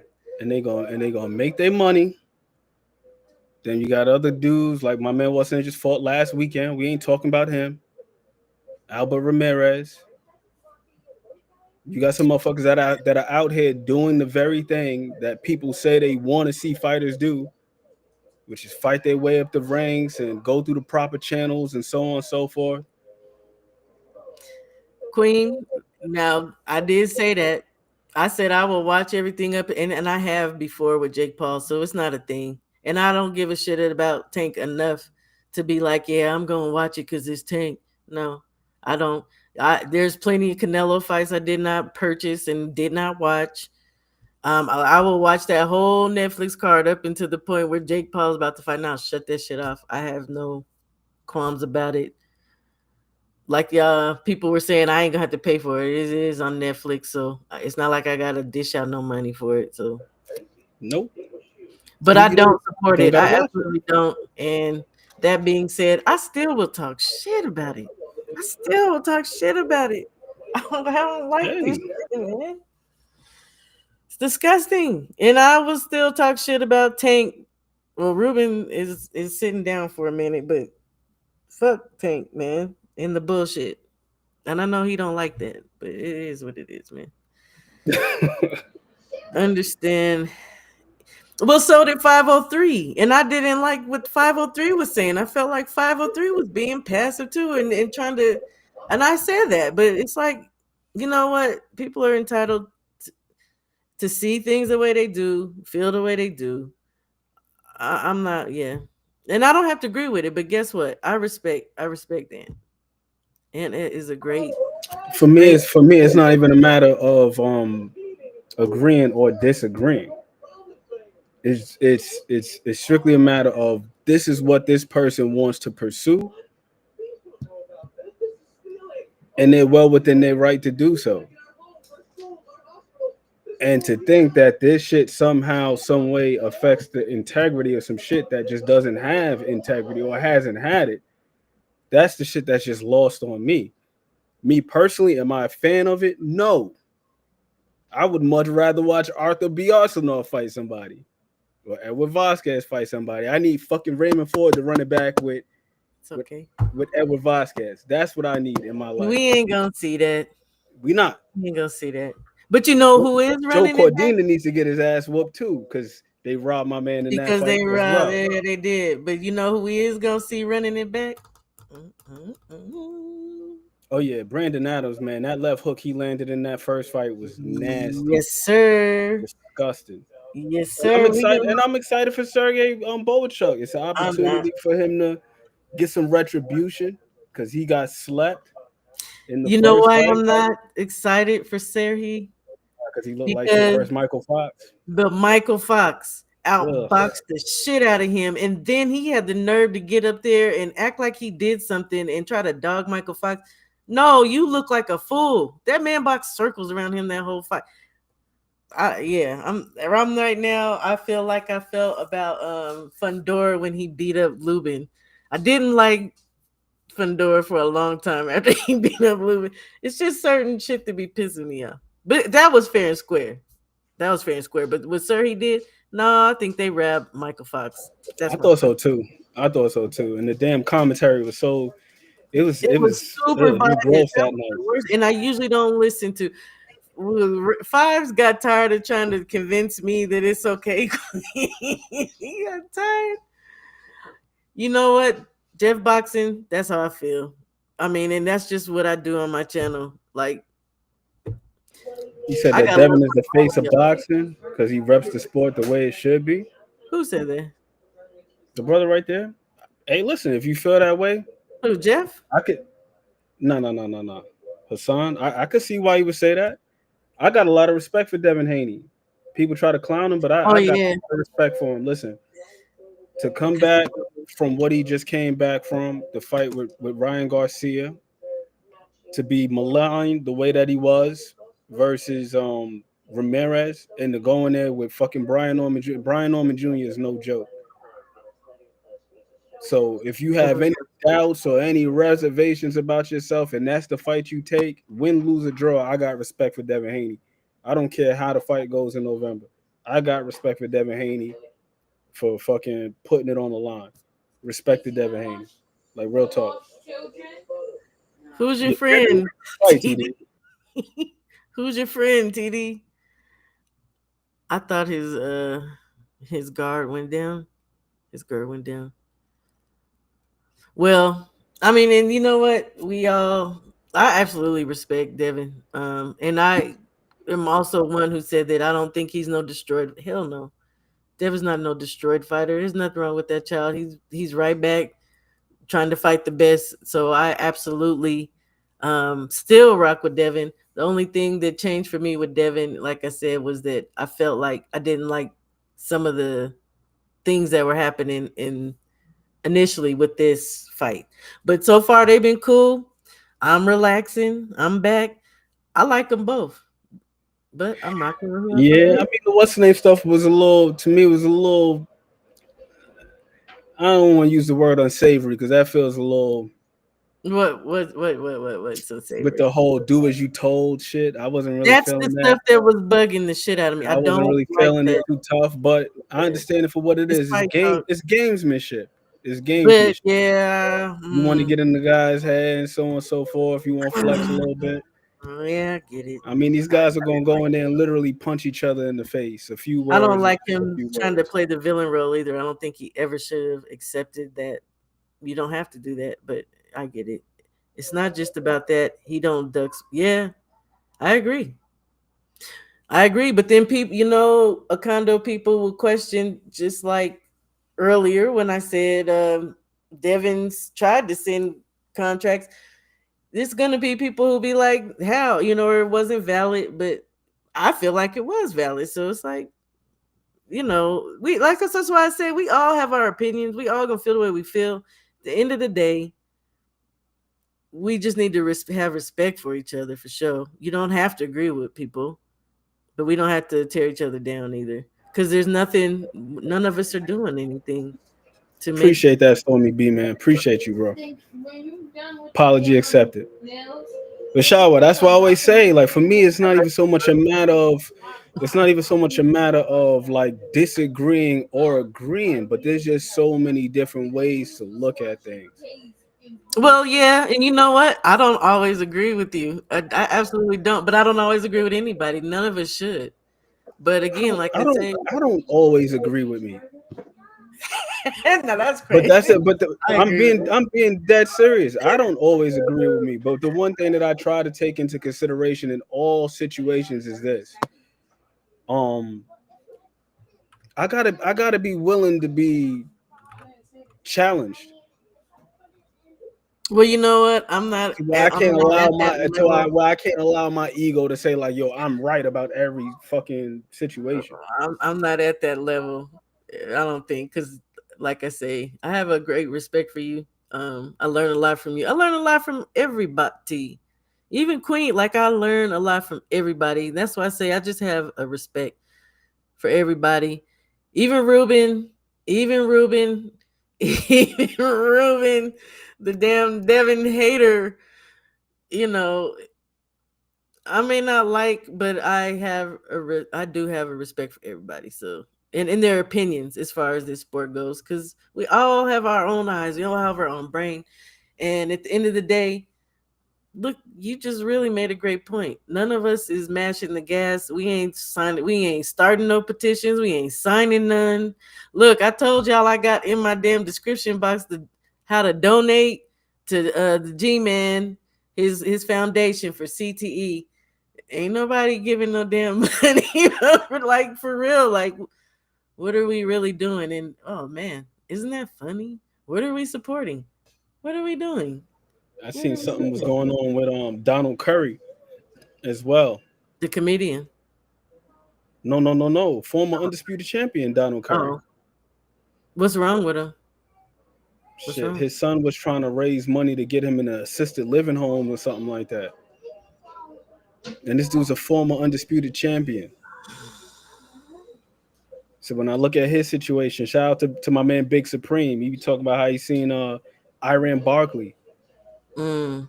who lives in a damn homeless shelter in the Bronx. Uh, what is his name? Tony Tibbs. You see That G Man dude? is in a damn wheelchair. Yeah, but see, his sister, he has a situation where he's being cared for, but there are plenty of them out here that are not cared for. They're not in a safe place. You know what I mean? Um, a lot of them are destitute. It's not And okay. this is why I don't be tripping on these guys getting their money. I just like, yo, get your fucking money. Cause whether we like it or not, you gotta live your life. You have to. I would love for these dudes to go You out know there and what? like Okay, every fight look, would be just fucking I'm gonna hard. say I something would with that. love for that to be the case, I'm gonna but say something with that. they're not drones. I gotta push back with that because, and this is not just boxing. This is sports in general. There are a lot of black men who have made millions, and they did not invest in themselves and their future. So, with a person like Tank at base level, and I mean without all the any endorsement or any concessions that come through fights and all the seats, all that shit, what, like 13 million at base, and that's just up through 2013 2023, from 2019 to 2023. Why you, if you make that much money ever in your life, you a fool if you don't put away for yourself when you're older. I don't give a damn how, people, there's a thing, people living beyond their fucking means. Knock that shit off. There's no reason why. Now the older fighters, I get it, their purses ain't like that. And again, even every other fighter in between, they're not. That's why I was saying earlier, everybody ain't making this money. This is a one off. Every Yep. now and again, you get this huge deal, right? Turkey has been generous and he's been giving out big. But if them people are not putting away money for when they're older, they are a fucking fool. Period. They're a fool. And at that rate, do I feel sorry that you stayed in a sport and you ended up getting hurt, which you could actually just jump in the sport and get hurt on your first time, your first fight. But you, these dudes got to do better with their money. I agree. I With agree. somebody But like this is where it gets a little bit convoluted though, because when you have people who are around you who are not necessarily giving you this information, so especially if you're then, somebody where you didn't come from. No, but see, listen, you're speaking from the perspective of somebody who is well read, who has this knowledge. A okay, lot of these motherfuckers are getting taken advantage of. You have a and lot of people that are getting taken that's true, advantage but how much money are they touching? Once they're taken advantage of and people take out of their pocket, how much money are they touching? And then here's another question. You're of. talking Not just about management maybe teams. you're talking about maybe their where they come from, right? Their background. So let's say we're talking about somebody who comes off the streets as a child and they fought and they went through amateurs and then they went, pro, but they're poor. And that's all they've known. You watched your mama, you watched your grandma, if you had grandfather, your father, you watched your people struggle like that. How do you not have the wherewithal to say, let me put something that's a personal thing, and it does. You don't have to be well read. You just have to not want to be back in a place Yeah, but everybody doesn't think like that though. that. Well, Everybody doesn't. Everybody is not wired to think like that. You have I some get it. people who actually fall in line. I can't remember who the hell the psychologist was. They wrote a great book on that topic that you just mentioned. It's called Politics of the Family, and they gave the example of the great grandfather who was an alcoholic. So then his son sees him drinking alcohol every day. He becomes an alcoholic. Then he has kids. Then his Mhm. son becomes an alcoholic. Then the other, then you know what I mean. So it's just a generational thing. It's no different with behaviors. But that is why it is important for us, and you don't have to. You're supposed to break the curses, and it's easy. That's easy to just fall into what my people did. We have to be better than that. And to be honest, at that rate, I guess when you don't have a community, and we really don't have community anymore, it's easy to just fall into what your relatives have done in the past. It's sad. It's really a sad thing, and it's sad that there are people that are us that are out there taking advantage of these same said fighters, and they probably have the wherewithal to put money away for themselves later on in life. But then Yeah. the person they took all that money from ends up in a home, ends up on the streets, and or ends up fighting for until they're old, trying to just make up the difference. just to live. It's sad, but there's a lot of stuff that these folks go through mentally. I mean, like many of us do. yeah. These motherfuckers are human beings. They're not drones. Like, you know, like I was just mentioning Muhammad Ali a little while ago, and I was reading, you know, when he popped dirty for that banned substance after the Larry Holmes fight, right? It was due to the fact that he was trying to get some weight off because he had developed a thyroid problem. So with his thyroid problem, he started to gain a lot of weight. So he's taking thyroid medication as well as diuretics. And they talked about how, you know, he wasn't just concerned about just the weight for His health performance sake and his health, but also aesthetically. Like people are used to seeing him in a certain light. in a certain light. Yeah, yeah. Shaved his mustache, dyed his hair black before the fight and shit. Because he started having grays, but he dyed his hair. Being concerned with appearance, body dysmorphia, all that shit. Like these guys go through all types of shit. Of course, well, because they're Just like any one human. of us. They're Yeah, of course. human. At the end of the we day, just think like, all right, you make a lot of money, then just by virtue of you making a whole bunch of money, then you're automatically supposed to be financially literate. Like, nah, shit just don't work like that. I don't think that they just should be. Like it's just But you just made millions of dollars. You should just know automatically. You should absolutely want to put. That's what a saving. Like everybody has access to a savings and a checking, right? Or some type of in your financial institution. They have CDs. They have certificate. There's all kinds of things. So sometimes I still would put it on the individual to have the wherewithal to say, "Damn." Because a lot of these people have children. You don't care enough about your children to say, let me find a way to put away money for my kids and for my fucking self. Because they know that I'm with Queen. They know. You know you are in a sport that you might not make it out the damn ring the next time you get in there. So why would you not do that? Like, that is a but you're personal also thing. in the sport where you seen a dude like Floyd Mayweather make God knows how many millions of dollars, and in your mind, you may be, I'm not maybe even the word diluted enough to believe that, you know what, he did that, I can do that too. And then you got these grand, what do you call it? Illusions of grandeur. Yeah, but you know what? That's still no. Because when you make your first big money, put some away. Because it's not a given you're gonna be Floyd, and they know that. Yeah, Everybody you know what? don't know that though. This is what I'm saying to you. Yes, they do.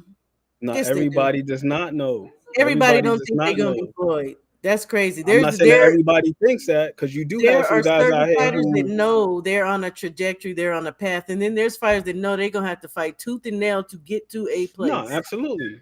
But I mean, we do have some guys out here like Julian Williams. He's done good for himself in real estate. Danny Garcia, Tevin because Farmer. They have the wherewithal to say something in their mindset. I need to ensure my life goes on beyond this. That's what I'm saying.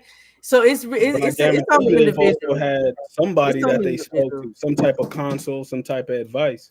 That's on the individual though, and it really is. That's called self-preservation.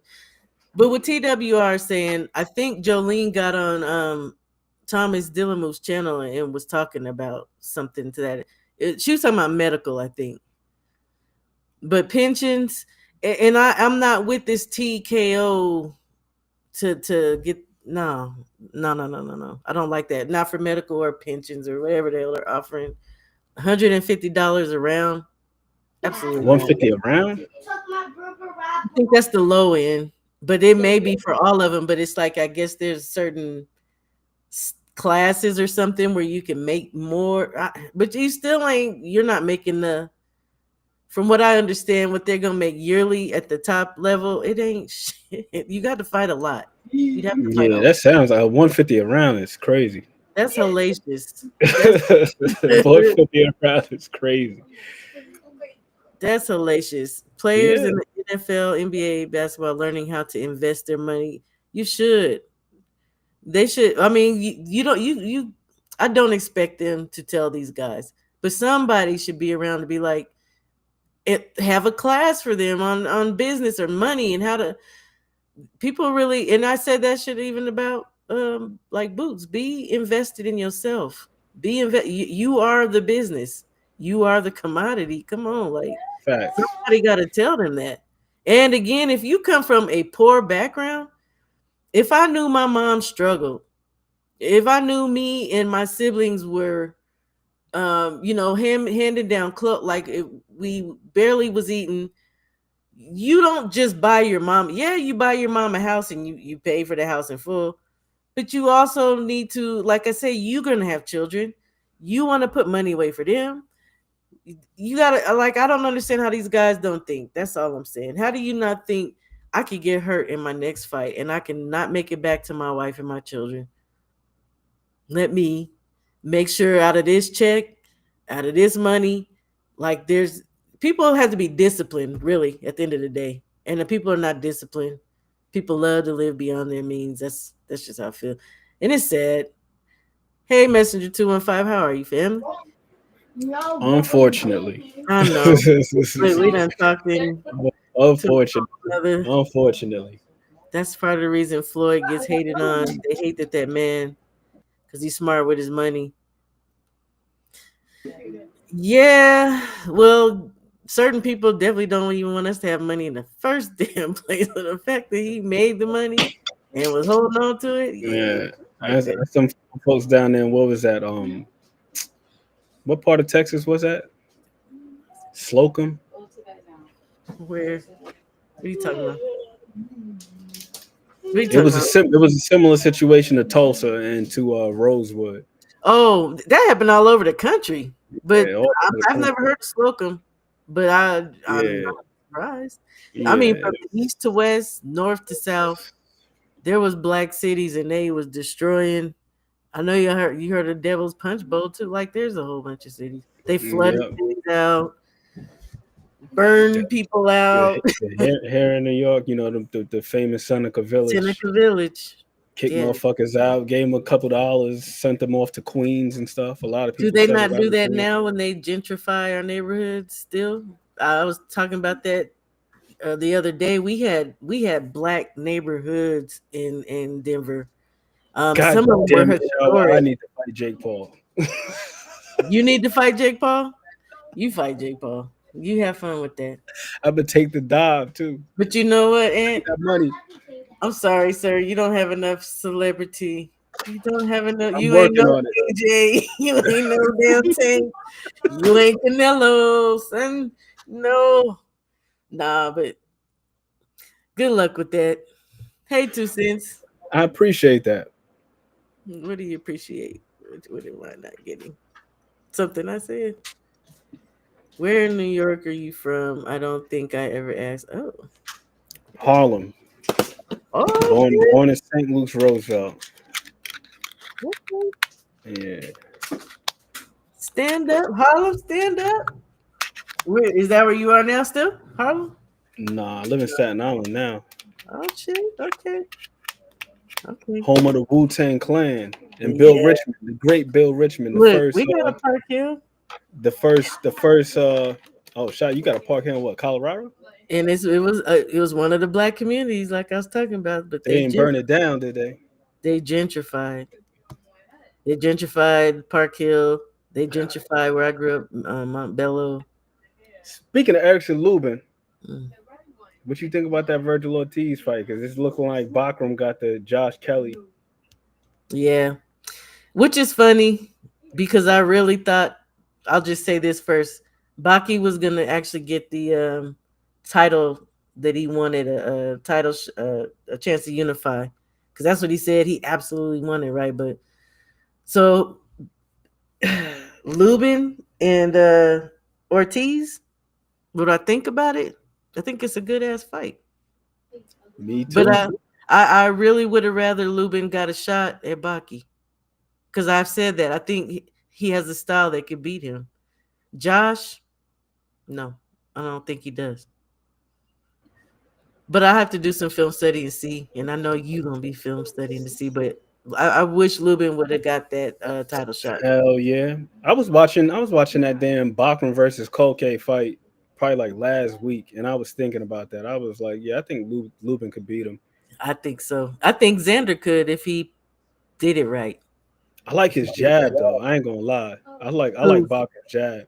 Beckham Jeb, yeah. Yeah, because he fired that shit from full extension.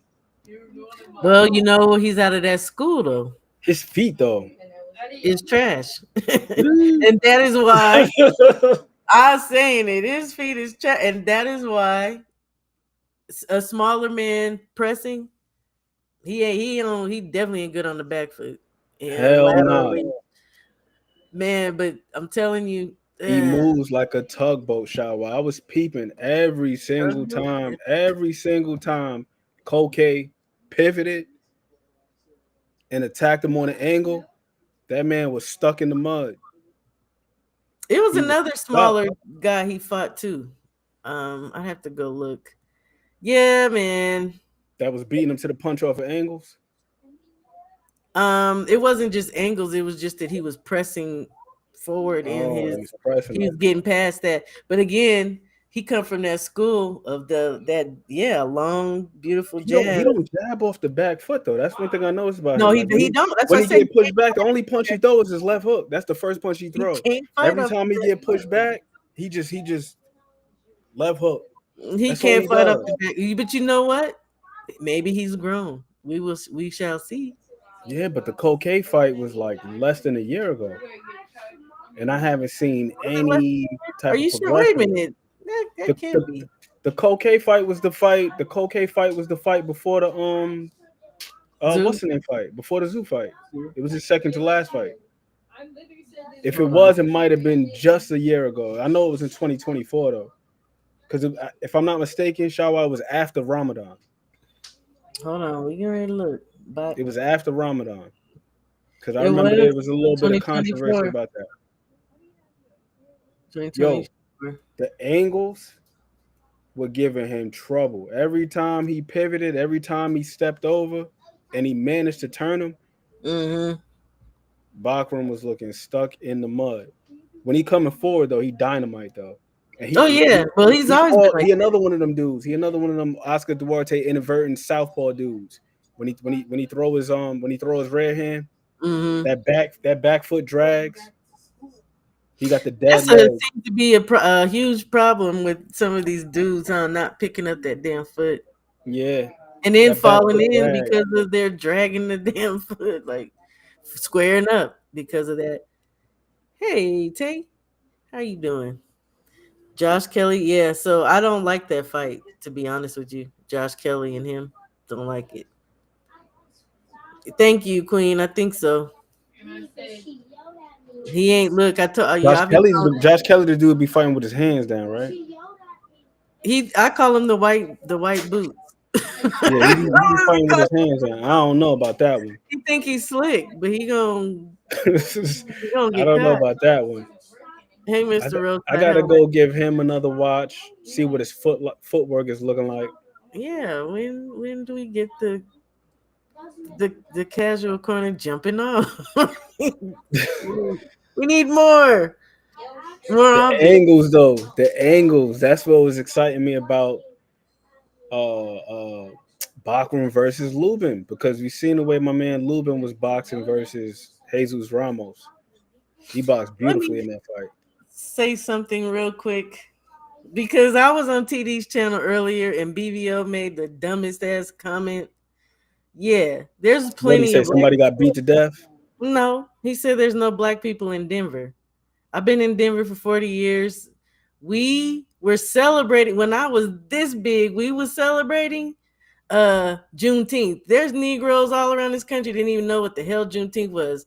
We have black parades. We had Martin Luther King parade. We got black people here. We always have.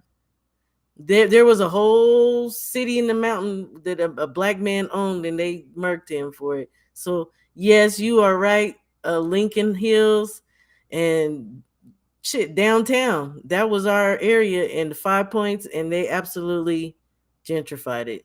They gave them black people their walking papers and some what is them things called when they kicking you out? Vouchers. And white people went and took over all them historic buildings. So there you go. We got black folks. Shit. Salute, Steph, though. Salute. So, yeah, I'm not with the Josh Kelly, but oh, it was another fight too I'd had up here.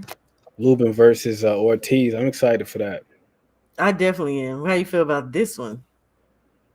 I'm excited for that one as well. I want to see what my man Keith has left because I do think that he's got some attributes that could challenge, you know what I mean, provide my man with some resistance. I like Sebastian Fundora a lot, not necessarily for his skills, but I like his temperament. I like his moxie. You know what I mean? He's one of them dudes where when he's in the ring, as long as he's on his feet, he's gonna give it 110%. Like you Man, got to yeah. put that man out because we done seen him get dropped. We seen him get his nose busted. We seen him get lumped up. If you do not put him out, he's gonna fight. He's gonna keep fighting. That's what I was about to say. But to me, he's grown in that a little bit. I mean, just his confidence alone, which does wonders, obviously, for getting your little butt back in there. But I did not like him dropping that belt that was at the WBO Yeah, that Xander WBO. picked up. I didn't like that. I think he should have fought Xander for it because the fight he had was who? It was the rematch with Zoo. Yeah, I'm the rematch thinking, with Zoo. yeah, you should have went ahead and just fought Xander, But and you could before the rematch with Zoo, he fought Cordell Booker. Yeah, that was. I don't know. I'm not gonna say trash, but it was not. No, yeah. It was well deserved for Cordell though, because I'll say this: Cordell, for a minute, he's been trying to fight his way up the rankings, and he was ranked. Can't remember where the hell he was at. Like he was like in the teens, fought his way up into the single I know digits. what you're saying, but I watched Cordell, and he consistently makes the same mistake. I can't even say he drops his right hand. It just be down. It just be down. Yeah, hell And yeah. he's susceptible to a left hook all day, every day, in all the fights I've seen. That's how he got knocked out by Austin Williams. Wasn't that him? Yeah. I don't think he deserved that fight. Personally, Minimum. I didn't see him winning in it. I think it ended bad, but it is what it is. I ain't see him winning either, but I will say, you know, you got to give the guy a chance just based on the fact that he fought himself back into contention. That's just how I see it. It's like he fought himself back into contention, like no different than what's the guy that had the rematch? You just talking about Boots, Karen. Like people like why the hell is Boots fighting Karen again? But Karen, he went on a Karen, little streak, fought fucking yeah, a title eliminator and all that, like for the I like IBF, and was right back in the number one spot. So I it's not like like he Karen. was just given a rematch for the sake of. Ramirez, I don't know you, so I can't rightly say if I see you a couple of more times, sure. But I've just had some weird stuff happen Yeah. a couple of times, so I I have to see you a couple of times and then sure. But I do read comments. I do put them on the screen and I respond. So, but yeah, no. Ah. I'm excited about some of these fights that's coming up here. Let me see another one that I got up here. Did you see this? Because you know my guy is Caballero. Yeah. Oh yeah. That's my man, Supersize Amir Khan. Yes, sir. And you know who else? He is Hooney's big brother. Right? He's just his Hooney's big brother. Some because they look similar, you know. But Okoli thinks he can get it. I think that's a fool's goal. I think that's a fool's run. I think that's all foolish. I don't know. I don't know what Okoli's thinking. He was solid in his last fight though. Cole. Yeah, I'll never get the Bill and Smith fight. I feel that I just be talking boxing. Wanted to hear you guys' opinions. And okay, we've been in on that for 2 hours. We are past that. We got to Exhausted that topic. a boiling point on that. The fever pitch. Fever pitch.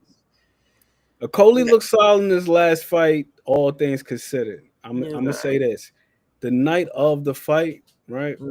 I was like, why the fuck is he fighting like that? And I was more mad at Kevin Lorena Mm. because Kevin Lorena, I'm like, bro, at some point you got to be willing to close the gap on this dude because Okoli was basically only using one hand, Yeah. and then after the fight, they revealed that he had a arm injury. If I'm not mistaken, it was like a torn bicep or some shit like that. So I I was didn't. like, okay. Now it makes sense why he was fighting the way he did. And then I was even more upset with Kevin Lorena because I seen Kevin Lorena go out there and let his hands go. Did you ever see the fight that he had with Daniel Dubois? He dropped him like 2-3 times No, I early in the don't like fight. that Kevin tonight. Lorena. And Mm. Kevin Lorena's a tough dude too. This motherfucker survived a helicopter crash. Oh shit. I said this dude is built for it tough. You survive a helicopter crash, you a different type of individual. You know how I get down here. And then you get in the ring, and then you allow a one-armed Lawrence Okoli to just jab you to death, and you don't. Okay. I was pissed after I heard about the arm injury. After I heard about the arm injury with Okoli, I'm like, yeah, okay, you thugged it out. You was out there on your Deontay Wilder versus Stavern in the first fight. Yeah. Deontay's jab was magnificent that night. When he Yeah. tore his bicep, his arm Mhm. looked nasty as fuck. His bicep was like hanging I off. think the that bone. always looks nasty. It Derenchenko looked did gross. that against who did he do that against? Because you see it roll up. Stop it, please. I don't care. Hey, the senior did that too. Like, I don't. Yeah, that's disgusting. Brian Norman Sr. Yeah, when he fought Hackett. That's his a shit nasty was like injury. that. Yeah, man, I don't like that. Just roll up in the arm. Derenchenko fought like a man. He fought like a mug against him, Billy, when that happened to his arm. I was like, go Derenchenko, man. Okay, I seen that, TD. I seen Tierra Brown does have a fight. It's supposed to be in Houston. Yeah. Okay. But the person I think is to be announced yet. But Scott Nicholson's fighting, was it tomorrow? Is Sky fighting tomorrow? I don't know. But I want to talk smack about it. No, go ahead, man. Because Scott Nicholson, I ain't gonna lie to you. It's upsetting to me. Nah, I was over the moon when Tierra Brown alleviated her I was too. Because I was like, yo, if she don't do something else besides that fucking jab and that half a check hook. But she did her last fight. But what did she do? She's trying to weight bully now. She done moved down to super bantam from feather. She said, I think she got 13 fights. She said that she feels like she should have always been there. But then she weighed in. She came in overweight, 2 pounds. So it's like, no, you were supposed to be at feather where you was. You supposed to adjust and come back. But see, Tierra wouldn't give her a rematch because Tierra said they treated her very poorly. I can believe it.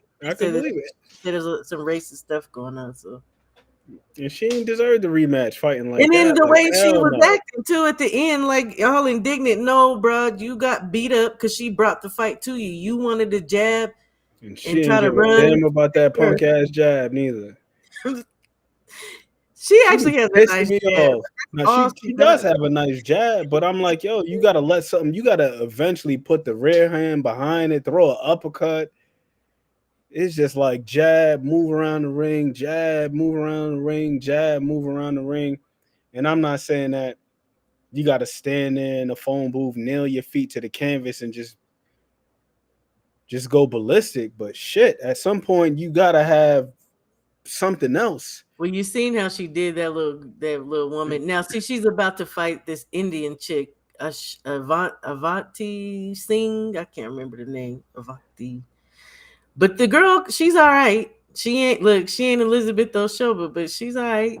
I gotta check her out. Trying to find out which card. I think it's on the is it Rafferty and Chamberlain?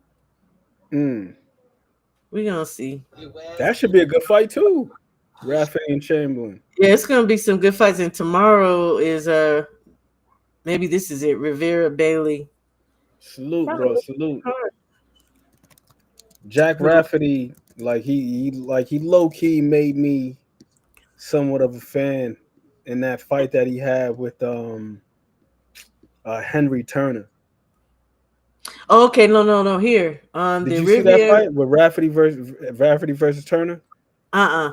Rafferty was getting his fucking ears boxed off, but then he closed the gap on Turner and beat the brakes off this dude. Ooh, that sounds like something I'd like to watch though, and I ain't not opposed to watching. Going back, so this is tomorrow. Yo Elvis, Corey Marksman coming back. I don't know some of these other guys. I seen Daniel Bailey fight. I saw him on Red Owl. He fought my dude, man. He fought Edward Vasquez on Red Owl Boxing. Yeah. Vasquez beat him.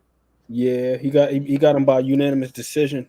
He caught him with a nice. He caught Edward with a nice right hand in the first round. Man, he had me hyperventilating and shit. I was like, hell no. Oh my god. I was like, okay, no.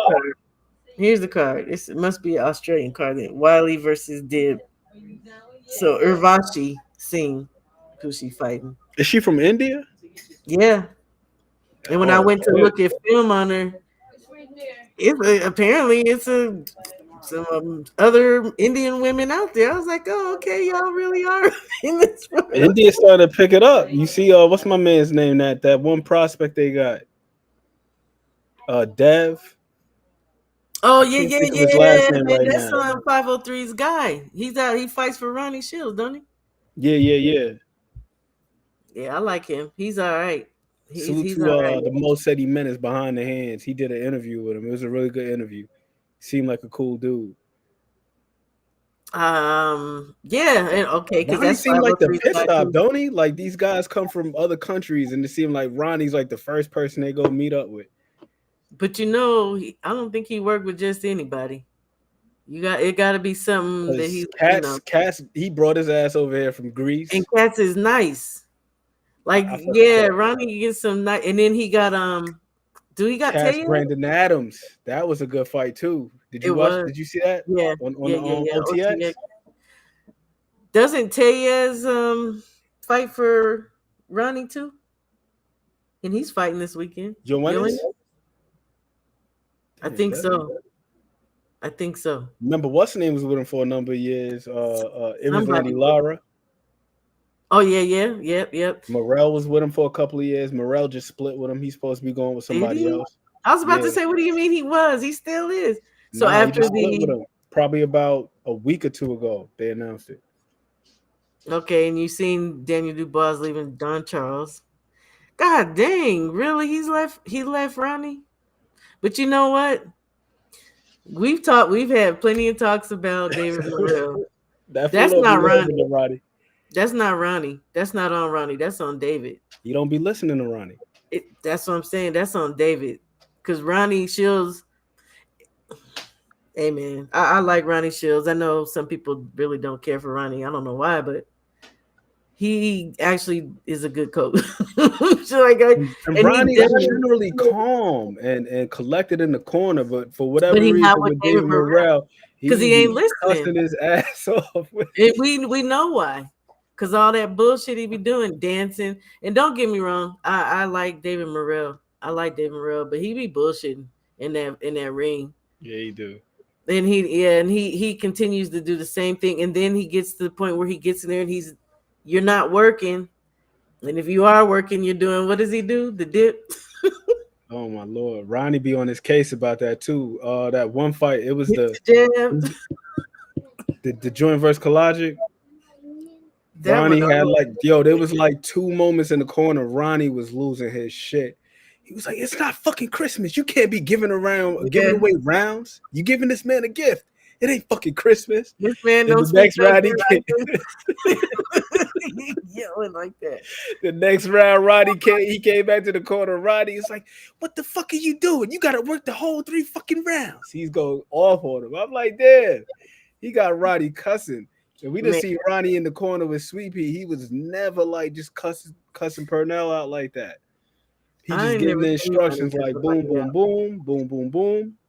You know what else is funny? Ronnie, when he was in Schofield's corner against, is it Galindo? No, Galinda is I know you're talking about. He was in there. He was versus Gerard. I can't pronounce that dude. Renee. I'm gonna just go. I know his first name is Renee. His first We're name gonna was call it Renee. Jerome. That's what it is. Renee Jerome. Giron. Yeah. Okay. So Senior's like, what you see, Ronnie? yeah, but it's like, well, I always wonder, why don't he just let Ronnie coach? Why not just let Ronnie coach? Because him over there flashing on Floyd, it just be crazy. And he was like, started to give him water, and he was like, no, I give you water. I'm like, damn, you can't get him the water and shit. Remember they pulled the stool out from under? The whole corner was out of sync that fight. I'm like, damn, nobody's on the same accord. Ronnie got to the point where he was just sitting there like, I was like, shit, we ain't gonna see Ronnie in this corner no more. We ain't gonna see Ronnie no more. Jamal Charlo, you know what I'm saying? Another good fighter. Yeah, absolutely. You know what though? I ain't gonna lie. I was glad. Well, this isn't Maul. Is Maul? No, Maul ain't with him no more. I don't know if that's permanent. But he picked up Yohan Guzman, and I like that. Because I like Yohan. I like Yohan from Mel.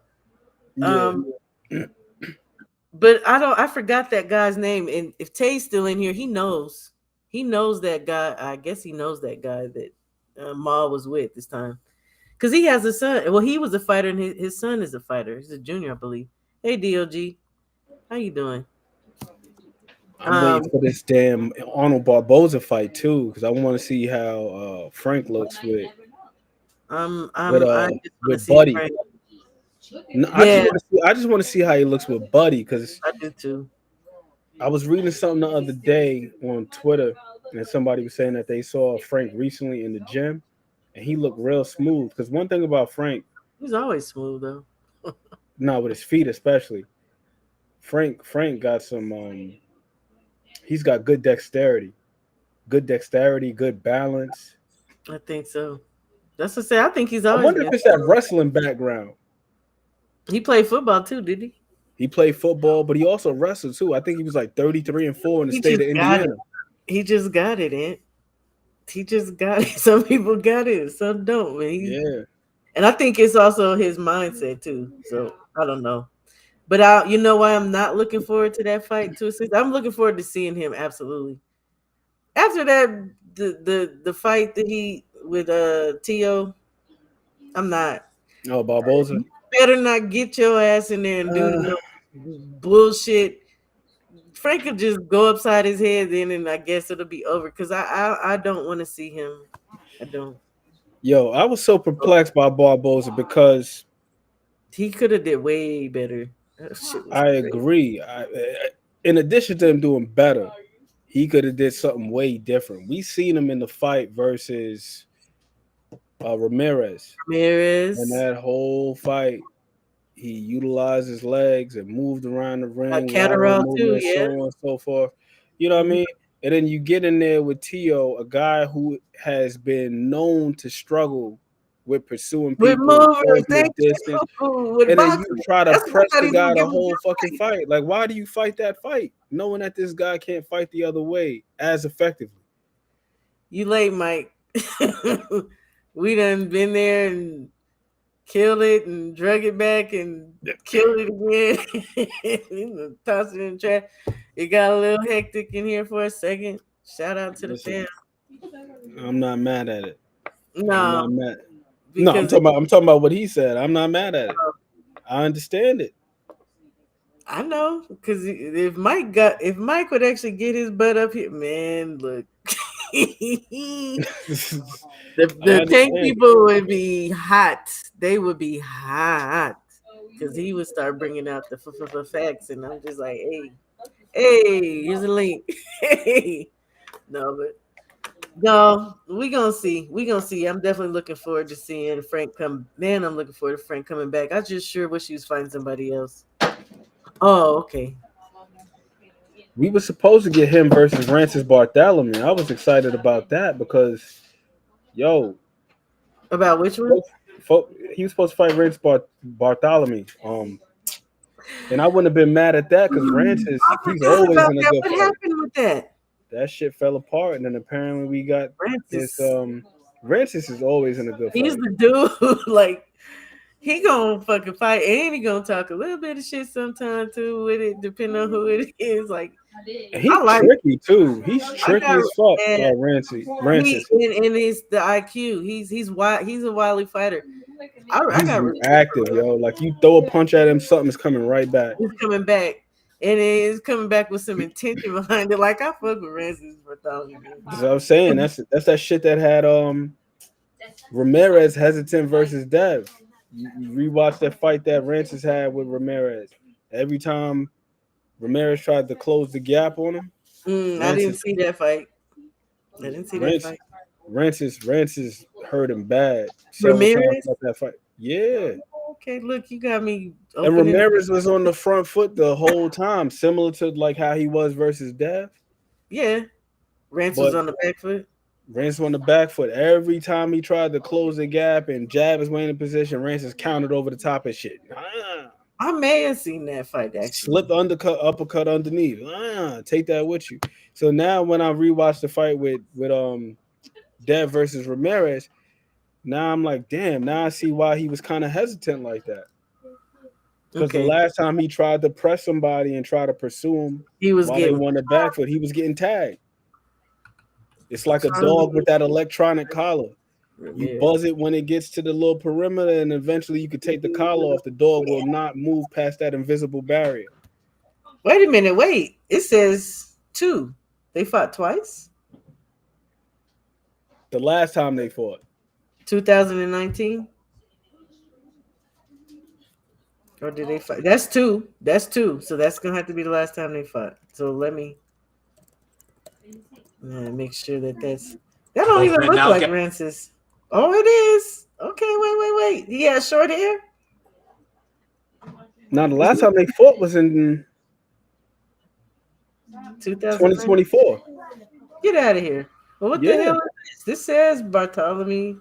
They fought on the undercard of Virgil Ortiz versus Thomas Delorme. Look it, I know I'm not tripping. Look at this. Look at this right here. That's not Rancis though. It don't look like Rancis. No, I don't know who the hell that is. It says Rancis versus Ramirez. I'm like, maybe it's the wrong one, huh? Jose Ramirez by Rancis Bartholomew. There we go. Yeah, that was last year, April 27th. There it is. Yeah, but look what's in the corner up here. Oh yeah, just on them damn people. But he was tagging his ass every time he was trying to pursue him. It got to a point where like Ramirez like, damn, what I got to do to close the gap on this guy? Is there a way? Hey, look at my logo. Look at my logo. I don't know if that works or not. We don't know. He's definitely following him around like he did Dev. Yep, but you see, he was letting his hands go, but then they got to a point where they start countering him. I was about to say that's the only difference right there. Wait, let me see. How do I close these? Here we go. Remove.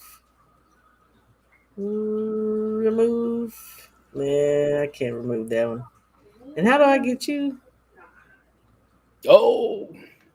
Hey, there you go. Hey. Let me see. I'll do that. Close that. Remove. Yeah, he do low key look like Sideshow Bob though, the haircut. Man, okay. Oh wait, that ain't what we trying to do. Or like that's how Dave Chappelle hair looked in. What the fuck is that movie? A Nutty Professor when he was a comedian in the nightclub.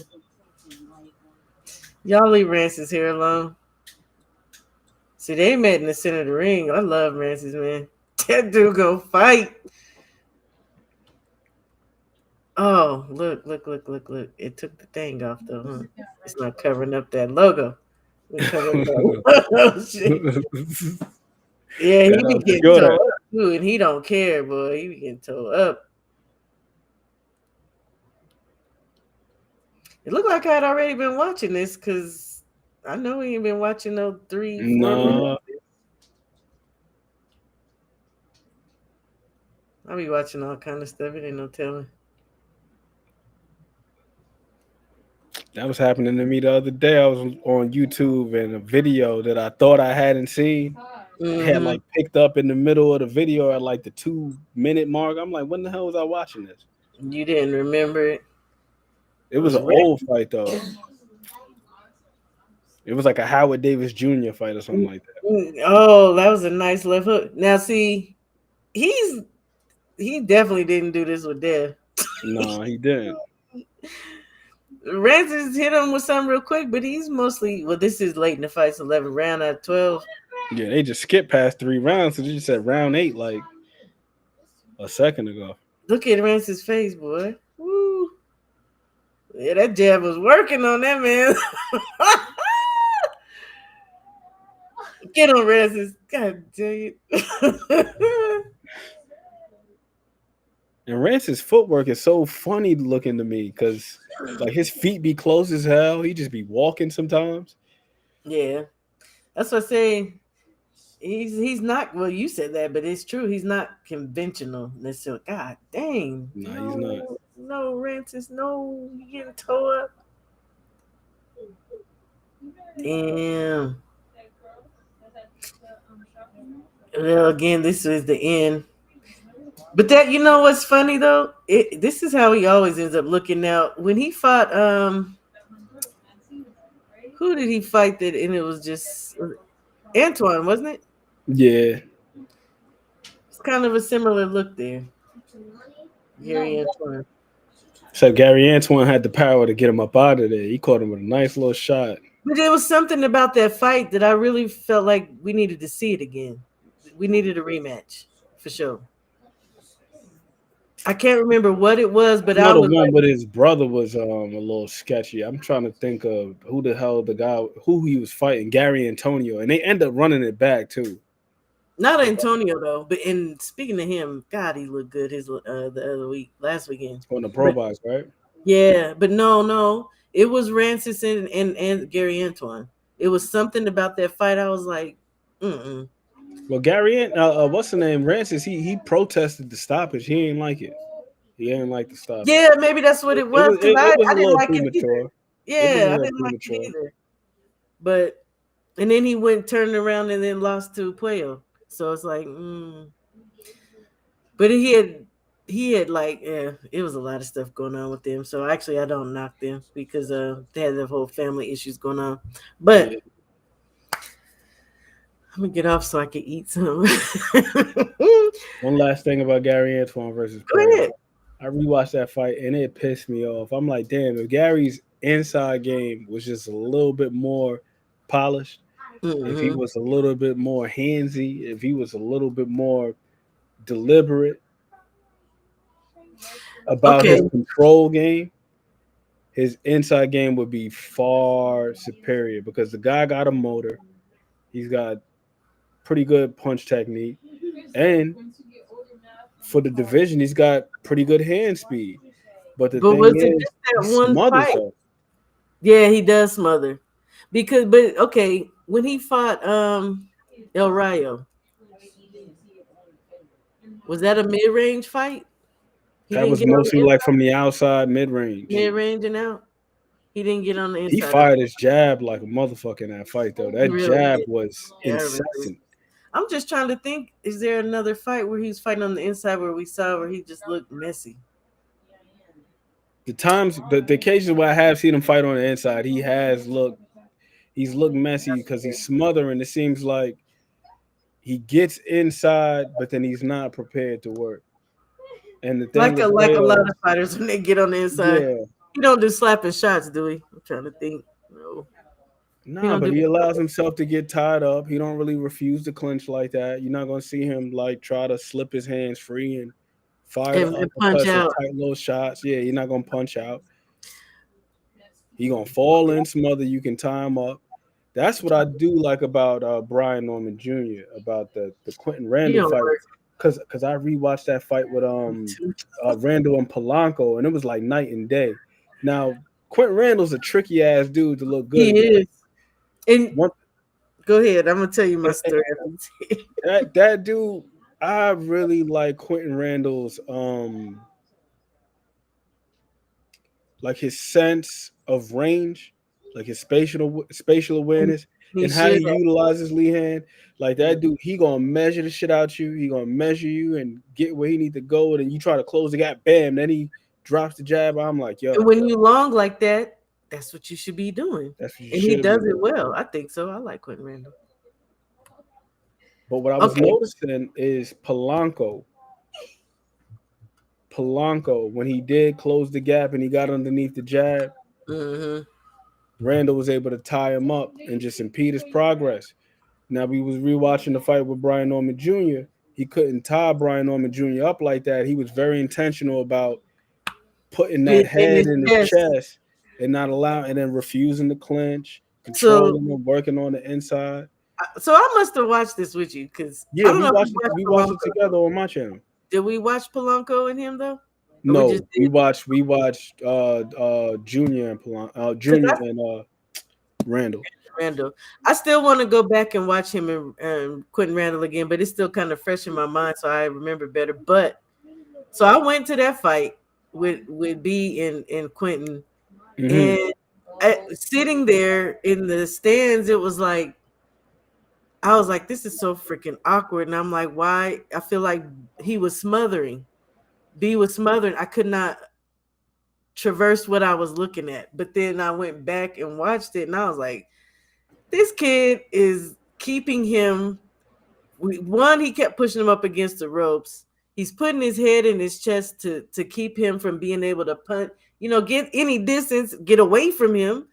And he was just working the body. And I was like, damn, I totally missed that that night of the fight. Me too, because I got caught up in the rhetoric, like a lot of people. Because the general consensus of that fight is, well, he struggled with Quentin Randall, and it was an ugly fight, and he was smothering, I just and he kept couldn't saying do like, no oh, work. bad matchmaking, and they mixed him with the, But then on the rewatch album, and then that's the reason why I brought up Polanco, because when Polanco was in a similar position, he wasn't able to refuse to clinch.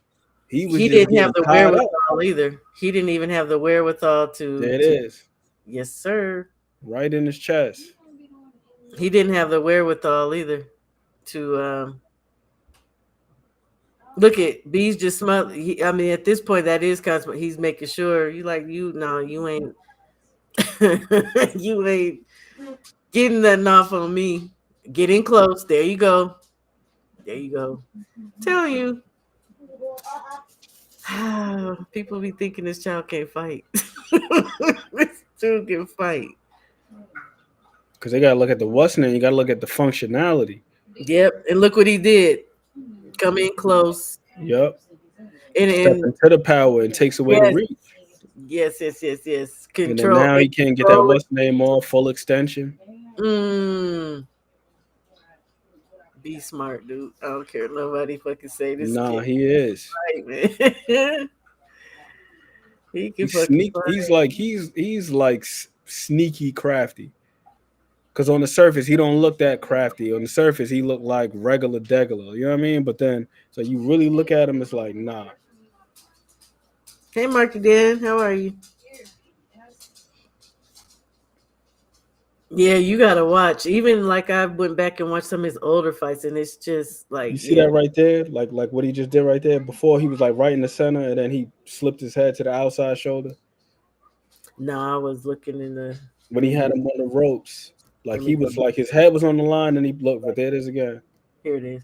Putting himself on the outside shoulder. When he got him to the ropes, you said? Yeah. Okay, here it comes right here, huh? It's about to probably about to be after this moment right here. Oh yeah, because I remember this moment. Okay.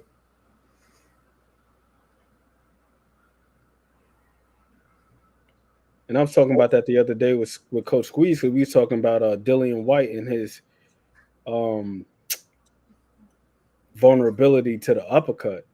Mm-hmm. Just because he's leaving his head on the line. Here we go. You know.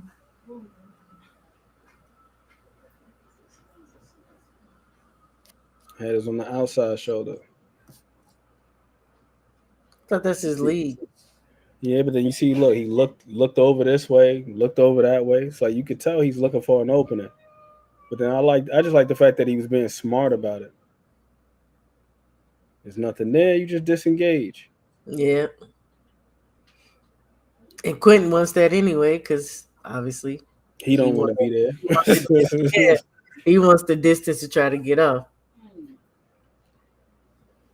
Ooh, that was a low blow. Go. Look at, yeah. Quentin knows what's up too, because that's what I like about Quentin too. He's a smart fighter. Very You know, smart. you see him grab his arms like, nah, you ain't about to get up in my chest again, fool. He beating on me. There Look, it is there again. goes Look, the head and the chest. body. Yeah. Smart kid. Body. Nice little body shot. Staying close. And it's, you know what? And really it was an ugly fight, but it's actually not so ugly. But the logistics of it is a little it looked a little ugly because Yep. But it's got purpose though. That's the thing. It got purpose. Absolutely. Got a little grimy. With purpose. Some dirt with purpose. Even though it wasn't dirty fighting, but yeah. And notice, I mean, he didn't get in trouble or call for anything he was doing. I think at this point he kind of wore him out a little bit. This makes me want to watch. Absolutely makes me want to go watch him and Polanco.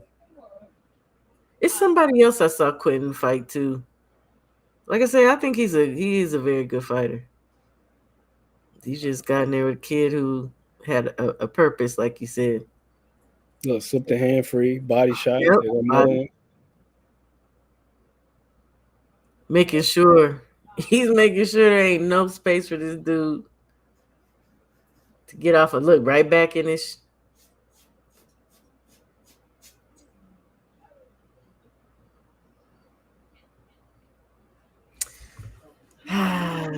Good shit. Left hand free. Look, short little left on the inside.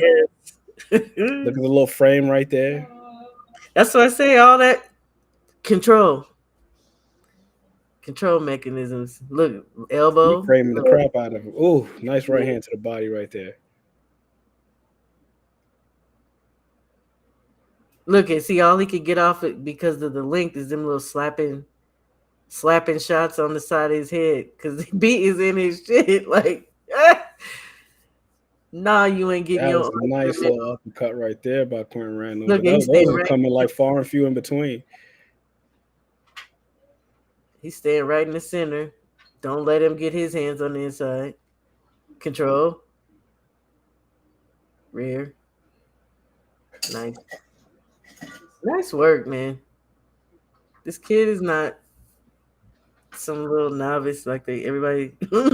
I can say everybody, but there's people who think he can't fight, but he can fight. No, a lot of people think that he's just got power, but again, he's one of those guys where I don't think that everything he does looks super fluid or anything like that, but it doesn't have to. He's getting better. He's still getting better. And I don't think he'll ever be fluid. Yeah. It's not his style. Is paramount. That's the most important thing. Purpose. Hey, Red Ford. Knowing the range that you want to fight from and being able to facilitate that. That shit trumps everything. You know what I mean? Yeah. Because you got some fighters, they look all cute behind the shoulder and all that. That type. And I don't think we'll ever see him be like a fluid, like Boots or anything like that. Like he fights his own freaking fight, but it's like you said, it's a purpose. And you know, they're different men. I don't ever expect fighters to look the same. I hope not. That would make for boring fights for real. And I don't get bored by fights, so yeah. Jeez Louise. Now you got me wanting to go watch some more of his film too. You gotta go eat. This is the last thing I'm gonna say. Absolutely last thing. I'm good. I am bummed out about my man, the Dragon, Steve Claggett. I really Yeah, want to I see him know. versus Jermaine Ortiz. I know exactly what you're talking about. I feel.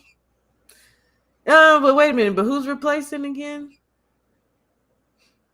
Batista. Yeah, man. No. He's a good fighter. But I He got, know he it's got a nice still right not. hand on It's him. not the dragon, but it's not the dragon. But Batista's a good fighter, and then that Abbas Baru. I went and watched him. Hey, I like that dude. He's fighting Yoenis. Ooh, I like him. Yeah. That's for that. What was that, the WBA? Yeah, interim. Is that the interim? Yeah, it is because technically Well, Bud is still the champion until he oh, you know what it relinquishes is? He that. has the regular. He has the regular. Bud has the super. That's what it is. The interim fight is Rivera and Cordova. That's the interim fight. Yeah, them dudes at 154 though. Them dudes is small. No, I'm just saying the interim belt. The interim fight is the Rivera and Cordova, but Yoenis and but is it Batista? You said Man, that one is for the I ain't too. That's for a regular belt. I'm not too hopeful for Cordova. Why not? I was watching. What the hell was this fight? I gotta tell you what it is that I was watching too, because I was just watching this the other day. Hold on. It was him. It was him versus Julio Cesar Martinez. I was watching that fight the other day. I seen that. You know, I was talking shit about that last night because he busted his jaw. That dude popped dirty after that. He popped dirty after that. Yeah, but that's unfortunate for him. But I'm just talking about the shit that he was getting walked into. But did you see that this dude was like roid raging in that whole fight? Martinez, I swear, this shit was crazy. Look, I gotta go find that because people need to see that shit. That dude was raging in the ring. Raging. Yeah, man. Let me see Cordova because that one was for a belt too. Yeah, man. He popped dirty for the second time in his career in that fight. You don't feel like he was raging? Like he was like, it was like, man, he busted his jaw and everything. Yeah, that part is unfortunate. Look at that dude need his ass for that nonsense. That's true. But do you 2 cents? Do you see Bud coming back down to 50? I don't see him coming back down to 54 after this fight. He could. Anything can happen. Anything could happen. So basically, the fight is for the email. It's the regular belt. It's the same thing Tank had for 4 years. The regular WBA. It's the original belt. It is. It's the original really belt. is. That super shit was just a way for them to make more unification fights and all that other stuff, more money, so on and so forth. Yeah, WBA needs to get off of that BS. Again, a money grab. Money grab. So, but I'm just looking at the stuff that Cordova was getting walked into, and I think that Yankiel Rivera is the superior boxer between the two. I think so too. He's definitely faster because one thing I'll say about Angelino, he's slow. Yeah, he is. He's slow.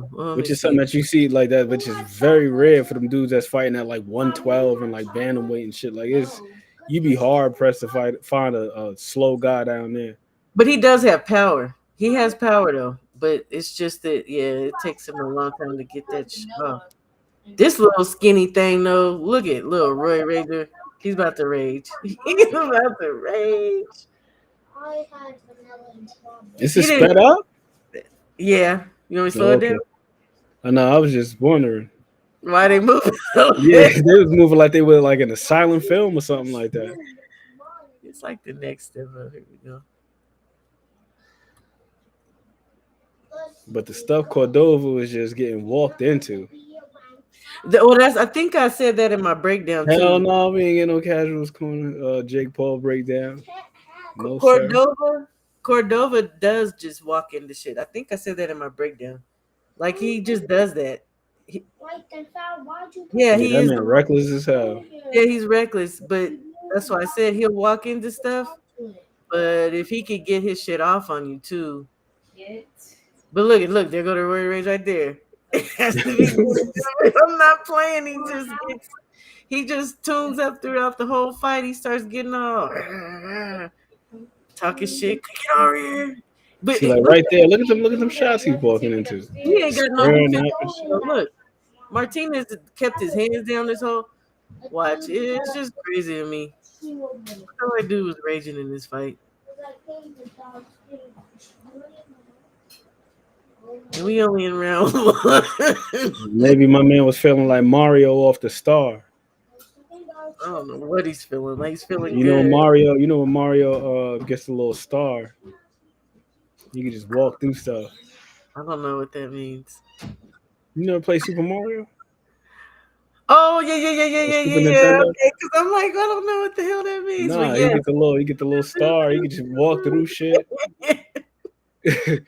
He's Yeah. basically invincible when he get the star. Exactly. The star That power. was the flower. I thought it was a flower.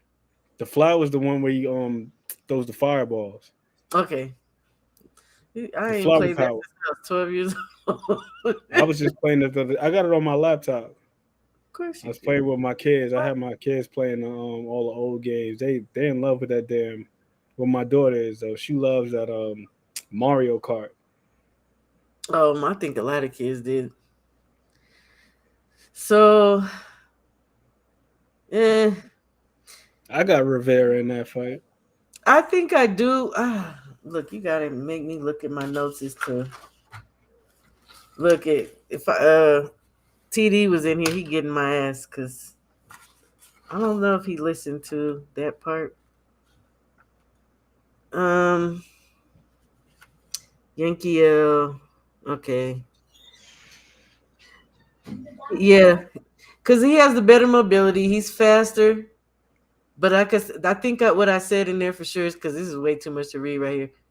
He gonna want to stay out from in front of him though. I think he's not gonna want to sit in front of him. I don't know exactly what his punch resistance is like. You know what I mean? I know. I've seen him get on the inside and bang it out with people.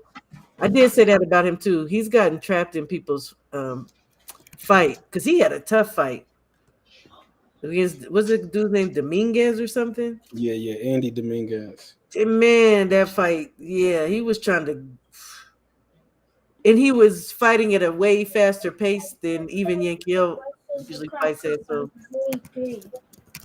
I didn't think he should. I didn't think he should allow anybody, but he ain't gonna have to worry about that with this dude because he's slow. What's the name is like that too? What's the other little dude, man? Scrappy Ramirez. He be pissing me off too. Because pissing me off. Because of the point that you just made, like fighting somebody else's fight. He always gets drawn into somebody else's fight. Scrappy. And he almost seemed like he be getting by just by the skin of his teeth. I be like, dude. He makes fights harder than they gotta be. It was definitely like that versus Ephraim Bowie. I don't know. I've probably seen that fight, but I can't remember right off top. Ephraim Bowie. Yeah, Ephraim is solid too. Ephraim is solid. Ephraim fights out of, I think he fight out of Houston.